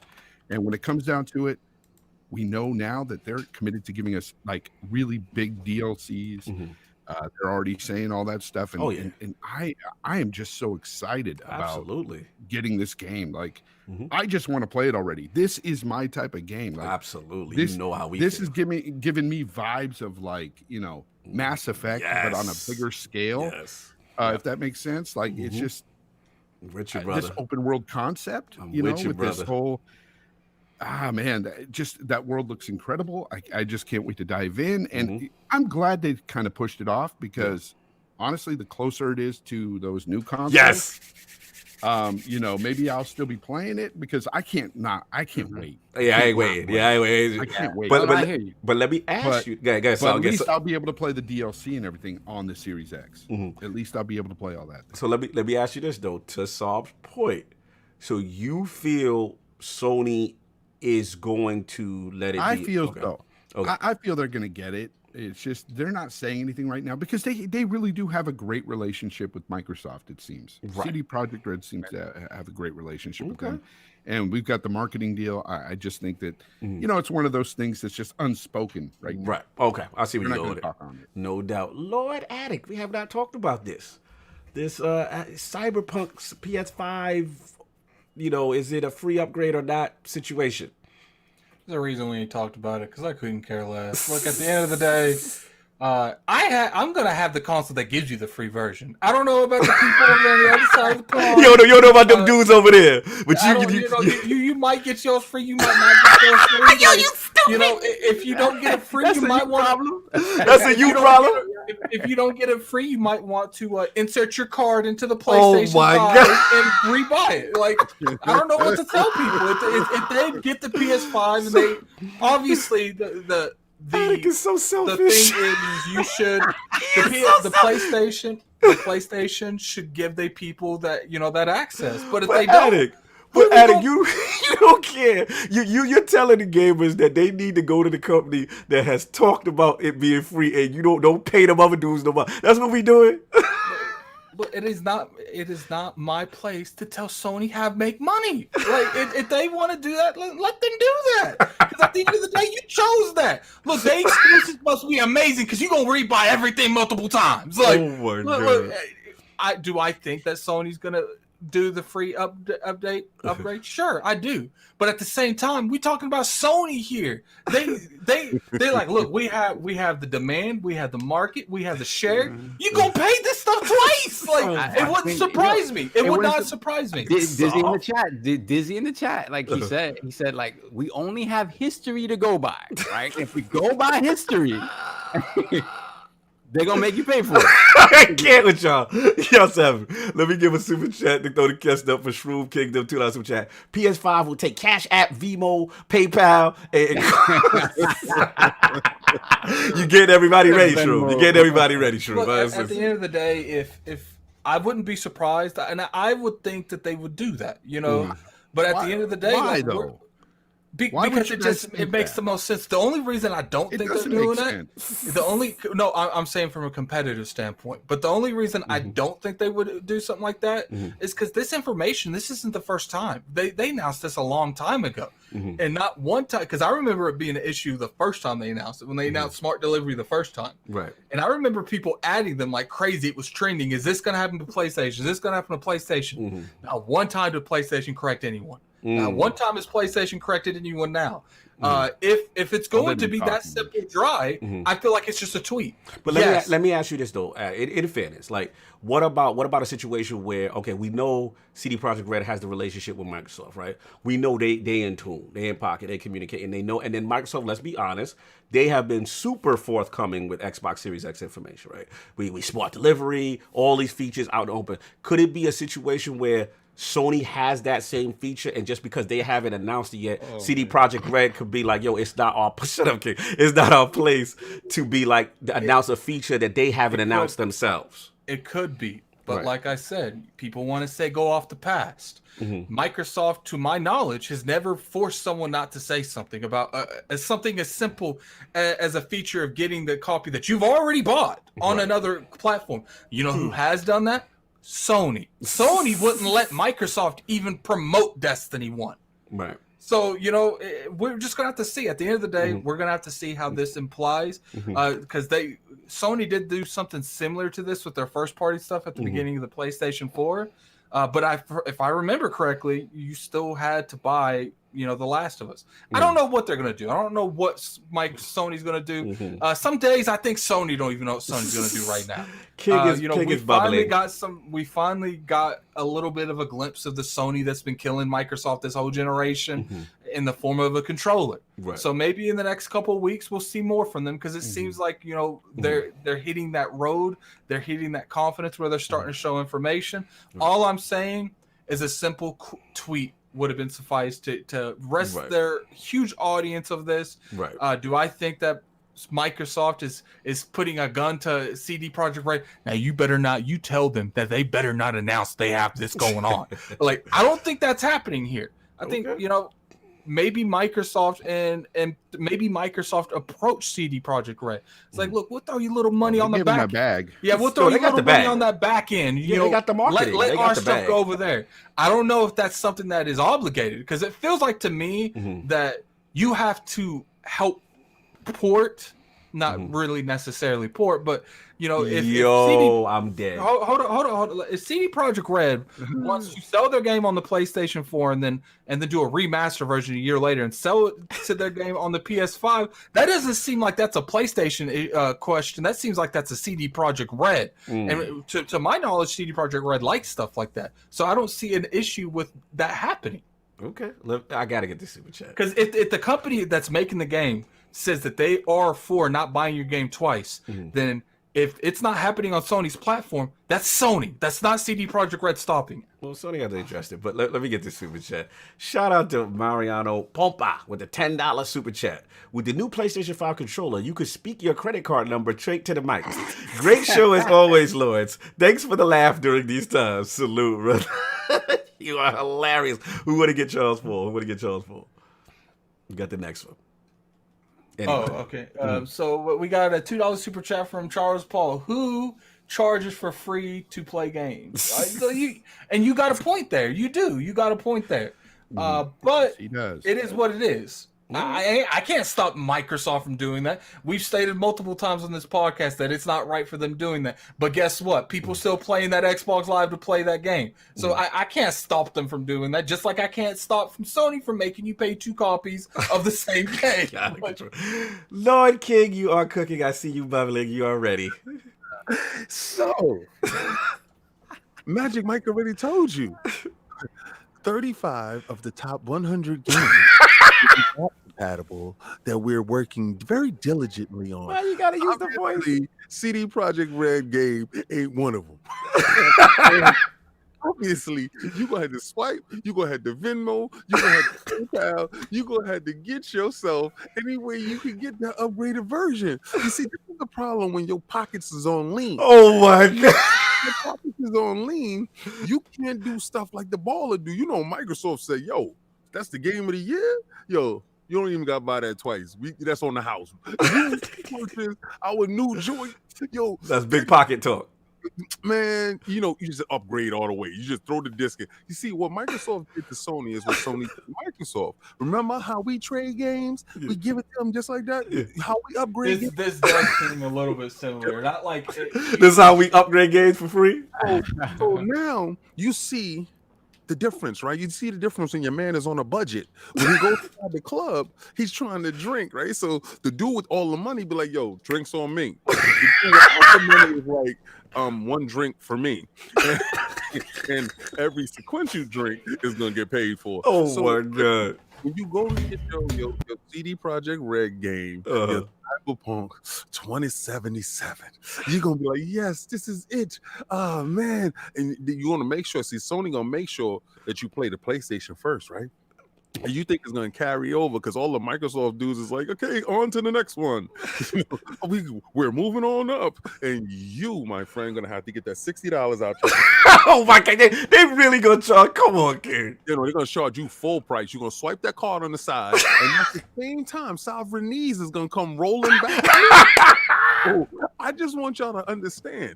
They don't have no thoughts in giving y'all back to back. He said 35 of the top 100 games are your favorites. And this ain't your favorite yet because you didn't get a chance to play it. So we officially know that you paying for that game. So I'm glad that it's out there. And I'm glad, listen. Adam Sharp's on you, man.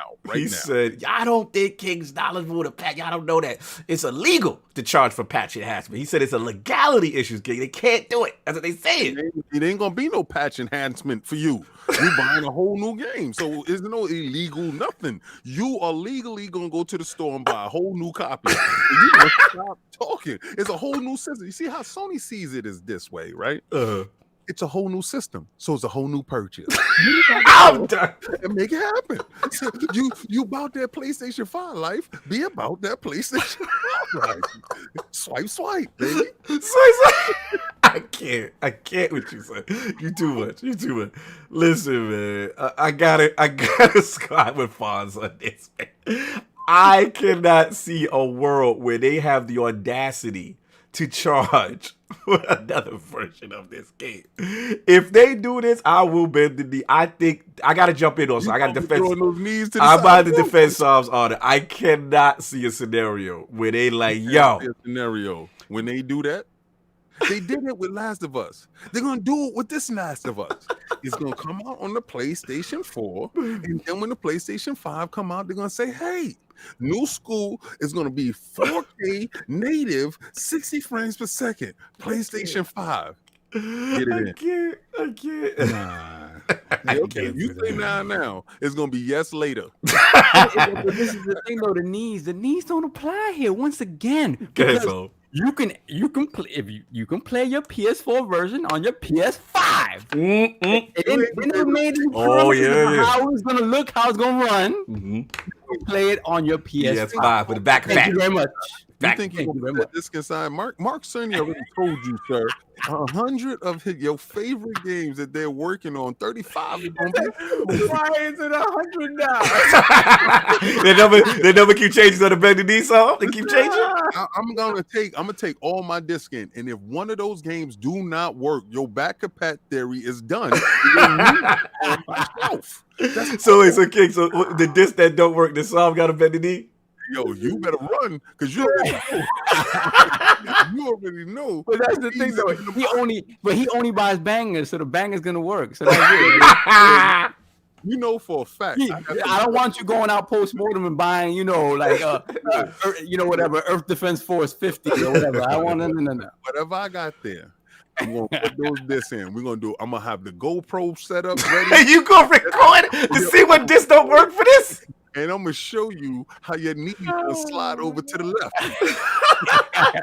You're stupid. Yo, this is hilarious, man. Look, I just think it's a situation where CDProjectRed doesn't want to get in trouble.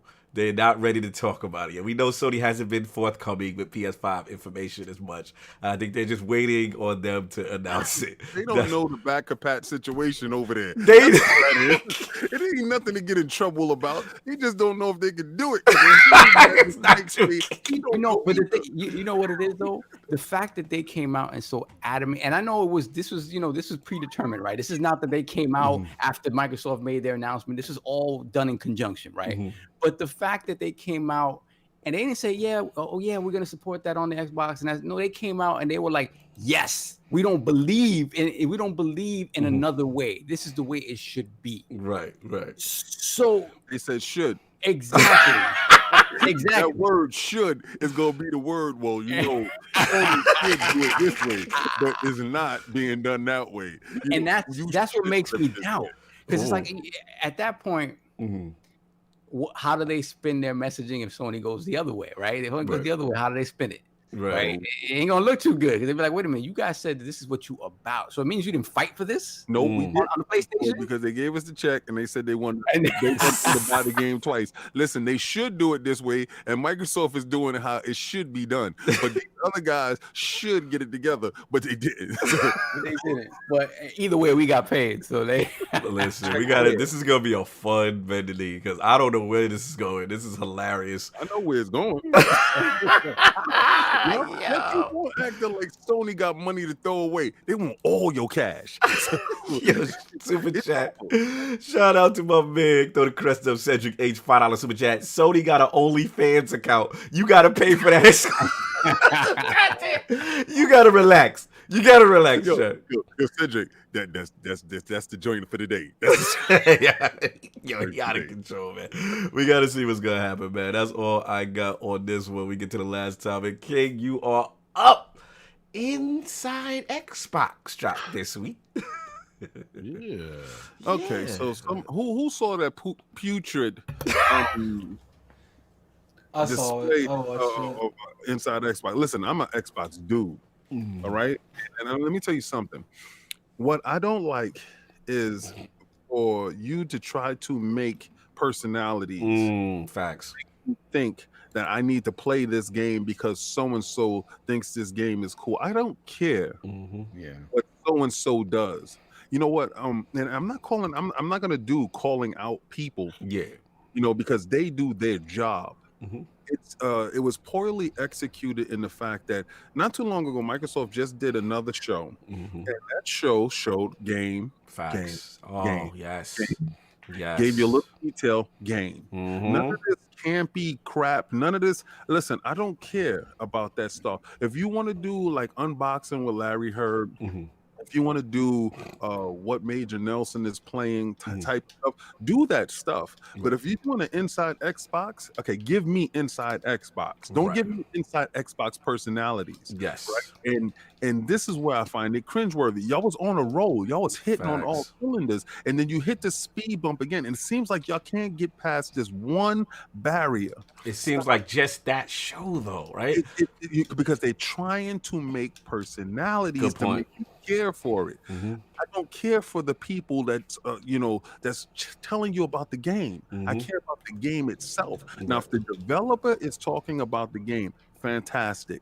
With less involvement from a personality, you know, and more about the game. Because I love the games that they show. I love all the games they showed, but minus the cringe. Yes. That's why ID at Xbox was so good, because it literally, and they had developers, they didn't even show them, they didn't show no personalities. It was the game. The developer talked about his game real quick while all you saw was I'm with you on that, King. I gotta feel you on something. Let me get Fonz on, man. Have you watched the InsideXbox, sir?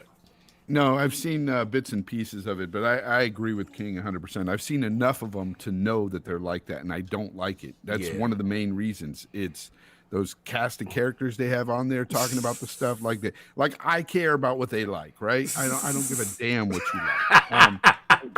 I just want to play the game, or I want to hear about the game. But yeah, this last InsideXbox as well, it just from what I've seen of it, it wasn't good to me. I mean, most of the games they showed looked bad. Let's be real here. When has these things ever been good? Well, okay. Damn, it sounds like Attic got that controller early from PS5. Oh! What? You're messing with your quality. Continue. Oh, the quality right now. It sounds like you got that controller early. Because you're talking from bad far. That's why it sounded like far away. Oh, is that better? Yes. Yeah. It sounded like you was on that DualSense. Look. Yeah, you were on the DualSense. At the end of the day, at the end of the day, I feel like InsideXbox, it's like they try to be different, but to not be different. It's like, look, you are not direct and you are not state of play. You've made this clear. You want to take You want to stretch everything out? Okay. Then why are you stretching stuff out that shouldn't be stretched out, and you're not stretching out stuff that should be stretched out? Yeah. Look, if you're going to do an Inside Xbox and make this a breakdown show, because that's pretty much what it is. It's a breakdown show. They break down stupid stuff all the time that no one cares about. Why didn't I hear more about Gears Tactics? Why didn't I hear more about the games people care about, but you spend 20 minutes talking about a llama game? They got busy on Gears Tactics, though. I gotta Not really, though. Not really. I like had what some. they showed about Gears The Tactics. game segments were really nice. You know, it was just the stuff that was wrapped around in it. Now, if you remove the stuff that's wrapped around in it, I can see where Attic is talking about. Then I got more Gears Tactics. Right. That's what he's talking about. Look, do a breakdown show or don't do a breakdown show. The only good thing about this Inside Xbox is it was short. like it wasn't 2 hours long. I feel like 30, 40 minutes. Yeah. They need to the less is better for this type of game. Yes. You That's- need instead. I prefer state of plays over that Xbox stuff because I just like to see game after game. That's all I care about. Yeah, but that's pretty much all. Like, look, at the end of the day, no one could say anything about what they're doing. They're very. I can't really complain about something when they're transparent about everything going into this. They're like, we're doing this, and this, and then we're bouncing. Right. Just keep doing that. I haven't really. Let's be real here. We've been talking about Inside Xbox for a year and a half. They're not going to change that format. They're going to keep doing what they do. That's okay, I guess. Like, they really use this to promote Game Pass. Like, let's be real. Like, I don't care about the Inside Xbox thing anymore, unless it's a game on there. This is how I go about it. I'm like, oh, an Inside Xbox is tomorrow. Did you like Grounded though? Because I think it looked better. I think it looked no on the series. I think it looked better. I love the base building aspect of it, and I love the fact that you can play with your guys. I'm just saying, listen, we asked them for original stuff. This is original stuff. You can't have your cake and eat it too. Like you guys sit here and you don't want the Forza, the Halo, and the Gears.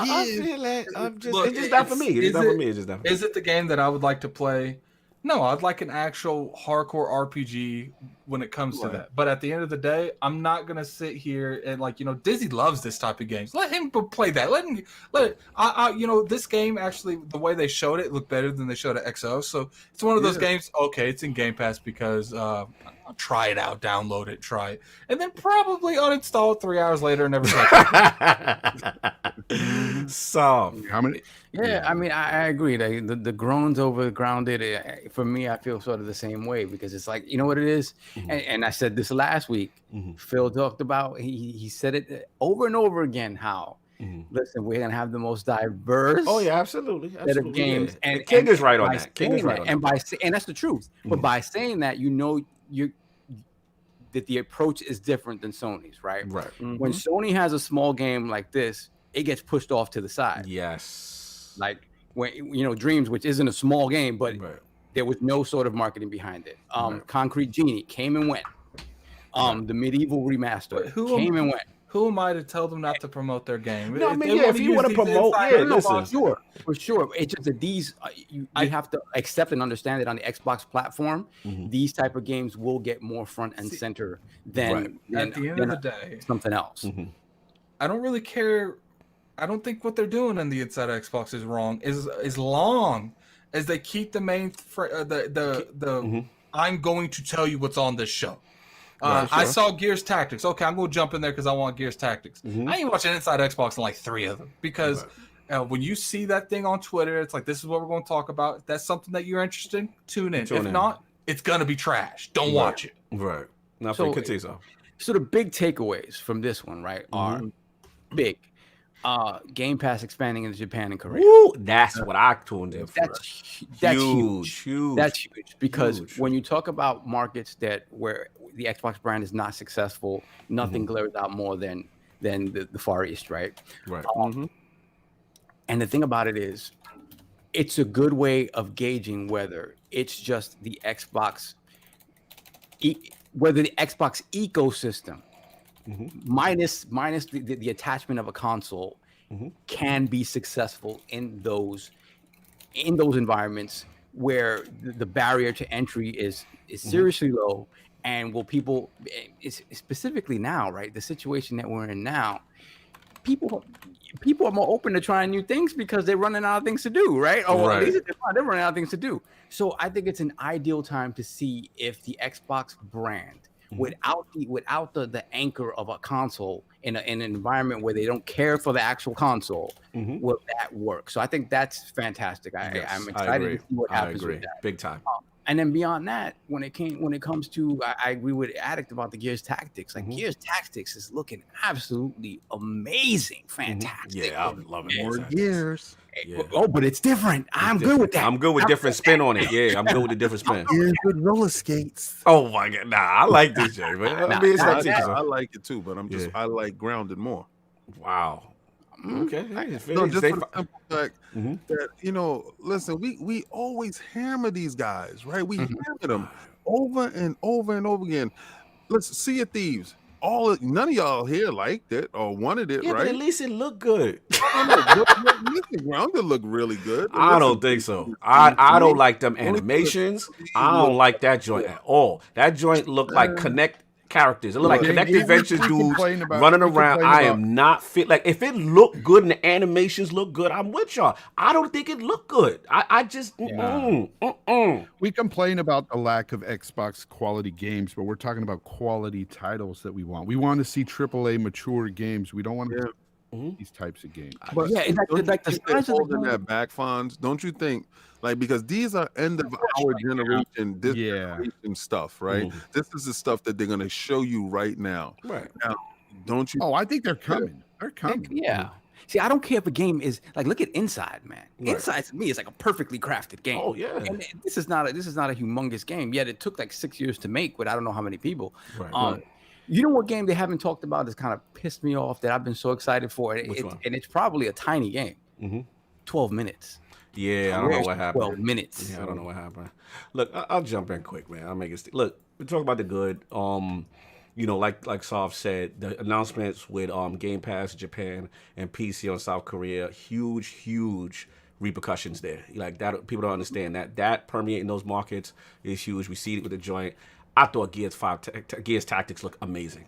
I thought I was thoroughly impressed. I like that it's Kate's dad, Gabe, whatever, Diaz or whatever. They had a full cinematic story, high production value. I was really in that. I mean, other than that, I mean, like Addict said, you tune in, you see what the list is. Okay, cool.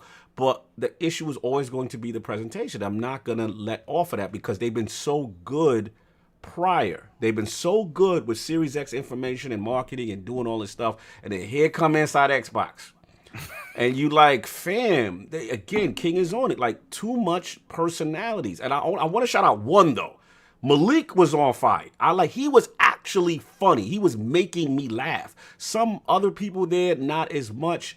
I don't even think it's a staff change. I can't single out one person that was funny. Yeah, exactly. I don't even think it's a staff. I just think it's a situation where when I tune this on, I don't want to see your face. I don't want to see your face. Like, I want to see your face in the first 5 minutes when you tell us what the lineup is. Then the screen goes blank and then show games. And then at the end, we see your face again when you say, tune in next week. And then, that's what I want now. I'm just at the point I don't want to see anybody. Show what's going on, because the sad reality is gamers don't care. Gamers just want to know what the news is and what the game is. You know what I'm saying? That's it. Now, to ground it, I'm just not there. Look, salute to y'all dudes that love it.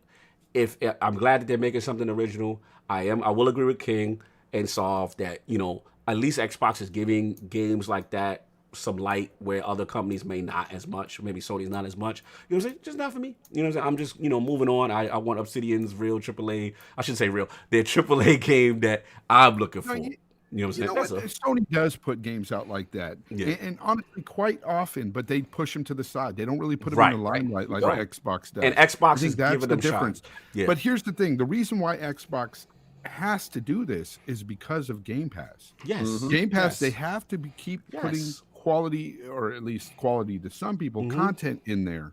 And I get it. I understand that not every game can be a AAA blockbuster game. Absolutely.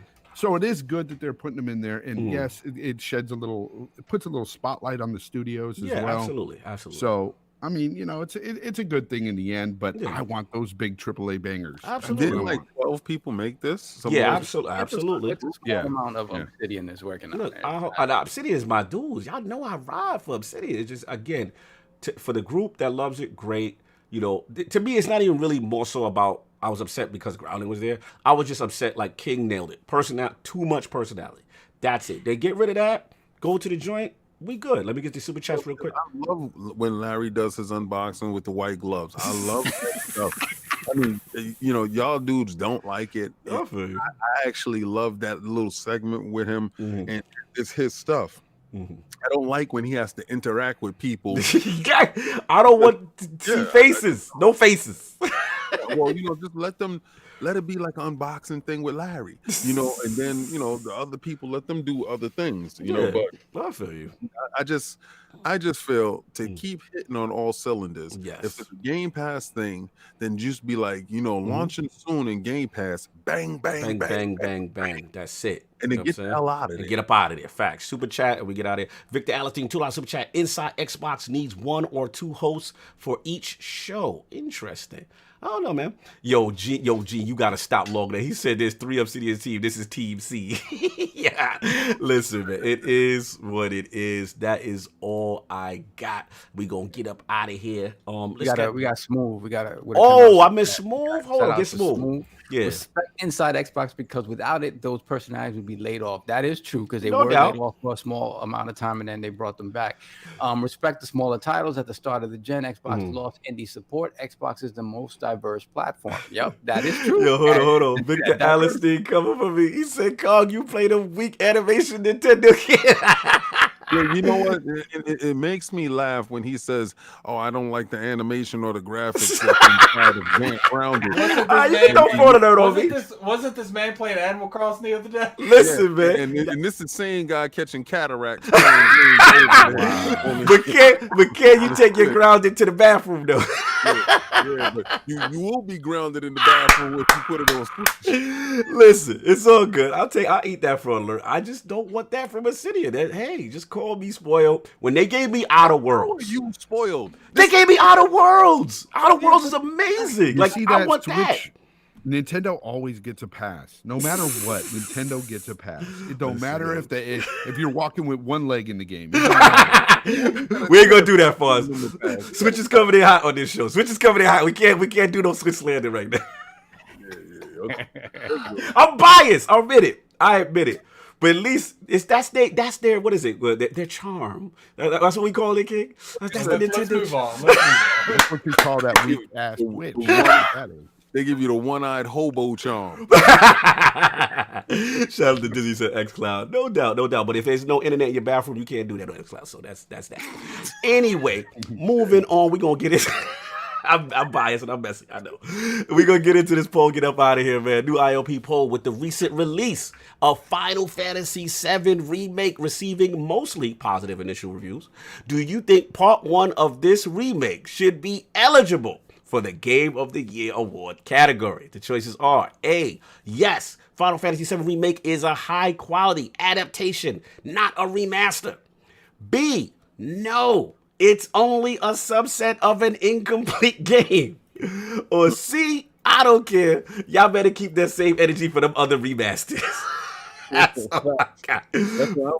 That's where you please write the vote on ILP when it goes up. The Grounded Gamer, aka Lord Fonzerreli, back in the realm. Always a pleasure to have my brother on. Where can people find you? What do you have going on?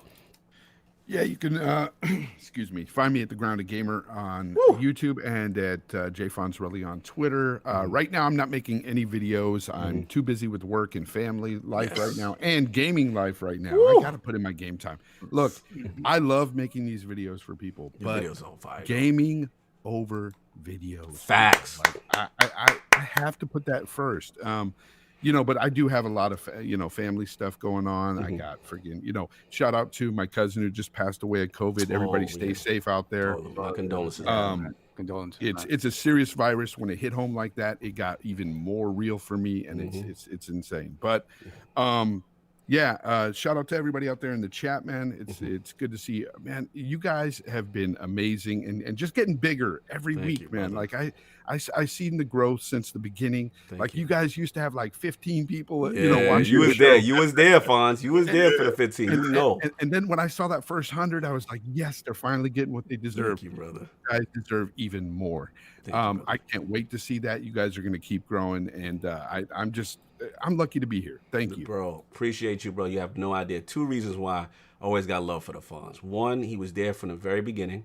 He always told us, yo, you guys have something special to make us believe, when we had the 5 to 10 people in that chat. You know what I'm saying? And then number 2, he the only one, King, that when we do combats was he didn't grow to the chat. He said, I love these guys. They talk about fighting. Because, it was a battle. Like, we had to fight Addict. We had to fight the chat. People were like, oh, this damn combat. You know what I'm saying? And you were the one like, yes, talk about. I was like, my man Fonz made us believe that we keep doing it. Yeah, he would hit me in the DM. I'm like, yeah, Fonz, that's right. I'm gonna talk about it. I'm on it. Mordecai, he said, Mordecai, I can't recommend this podcast. It's too much PlayStation stuff. There's not too many. Look, like this community they've got some amazing people. They got some weirdos too, but they got some amazing people out there. But honestly, I can't count on both hands how many people out there that I really respect and care for. You guys are definitely on that list. Thank you, brother. Seriously, you guys are amazing. Thank you, keep it up. True friend to the realm. Much love. Lord Addict, I know you got to run. Where can people find you real quick? You can find me on Twitter at Lord Addict ILP. You can find me on YouTube at Gaming Addict, and you can. That's all. I gotta go. All right, man. Catch you later, brother. Lord Sovereign with the nice voice reminding me of duties and sweepstakes and things I forgot. Where can people find you? What's going on, man? Yeah, shout out to Fonz, man. Fonz is ILP family from the rip, from the very beginning, man. Salute, brother. Always here for us. Last minute, a lot of times that we bailed us out last minute too. Bailed us out a million times, man. Facts. So I feel for what's going on in your family, my brother. Yeah, definitely. There's no stronger message than to tell everybody just to stay safe, man. This is not a game. It's not a game. But thank you for joining us today. Of course, you guys can find me on LordSovILP on Twitter, and of course, BX Sovereign on PSN and Xbox Live. I'll be playing that FF7, man. I ain't gonna front. That's right. That's right. You bend the knee, damn. You bend the knee, damn it. Yo, real quick before I give the king, shout out to Dizzy, $2 super chat. Shout out to Nick Undead with the Gearbox clapback at law. Yo, Undead has a fantastic article right now. I'm gonna salute it. You know what I'm saying? Up on LordsGaming.net. Really giving some hindsight, and it kind of to what King said. What King and I said was like, we don't know the whole situation, and some new information has come out in regards to that. So yeah, things seem to be different from, we'll hopefully we'll have some more people on next week. We're actually going to touch on that. We got a little guest for that. But yeah, salute to Dizzy, salute to Undead. Check out LordsGaming.net. Lord King with the financial status of Sony and their dealings. As always, it's always good to get their financial report from you. First, I wanted to say shout out to Fonz. That's my guy. One day he thought I was real erratic on the show. He was like, "Yo, King, you all right, man?" Yeah. That's good. That's my guy. Now, you know what it was? You were quiet, and I was like, "Man, is something going on?" I want to just touch bases, make sure you're okay. Because I think that's when my dog passed. Yes, maybe. Yes. Yeah, but no, I like to check up on friends and stuff. I don't like, appreciate you. No, I appreciate that. I told Doug about that. I was like, yo, I love that. Yeah. I love the fact that people can take away that rough exterior and reach out and be like, yo, what's up, man? Because he's not too many of y'all know it was me, Fonz, and Meds was going to do combat thing, and we were trying to center it around a real unique idea. And I'm not gonna put the idea out there because y'all not gonna steal it. But we are still are in that mode that stuff can still happen because we're a family, from the cradle to the grave. So we will get something like that going because how I wanted to set up. Trust me, it will definitely be a certified hit.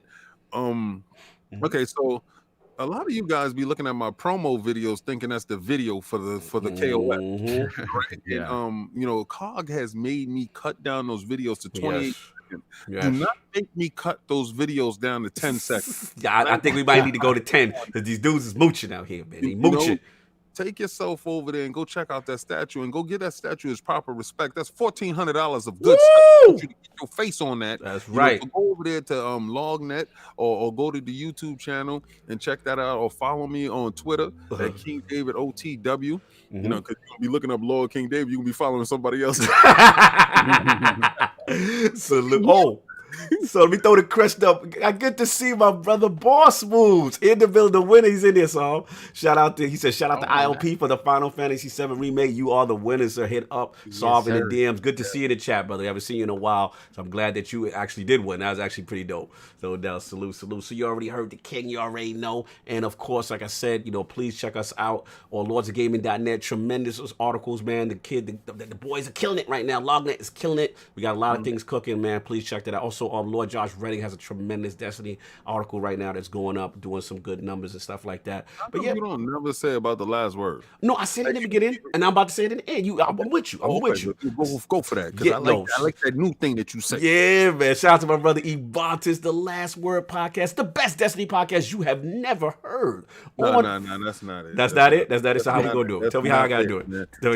Say your joint, man. You said the best damn Destiny. That joint was hitting. The best damn Destiny podcast you have never heard. On Fridays, you already know what it is, man. Me and E go at it, and it's fun. And please, you got to check it out when it goes up on ILP later on that Friday as well, man. Please support. Even if you don't like Destiny, it's hilarious. Please watch the chat. You know what I'm saying? But yeah, salute, man. Again, salute King on King and Statues out here killing it. Please watch the videos or hit LogNet. Don't try to cheap out on the promo and then bounce. We not about that life. That's right. You didn't see anything. You're gonna start seeing a box. I'm gonna start. You might have to just show them a box and then show them a picture. Yeah, you might have to do that because they try to hustle right now. But look, man, that's all I got. Everybody, please enjoy your Sunday, Easter. Happy Easter. Be safe, and we'll see you guys next week. Peace.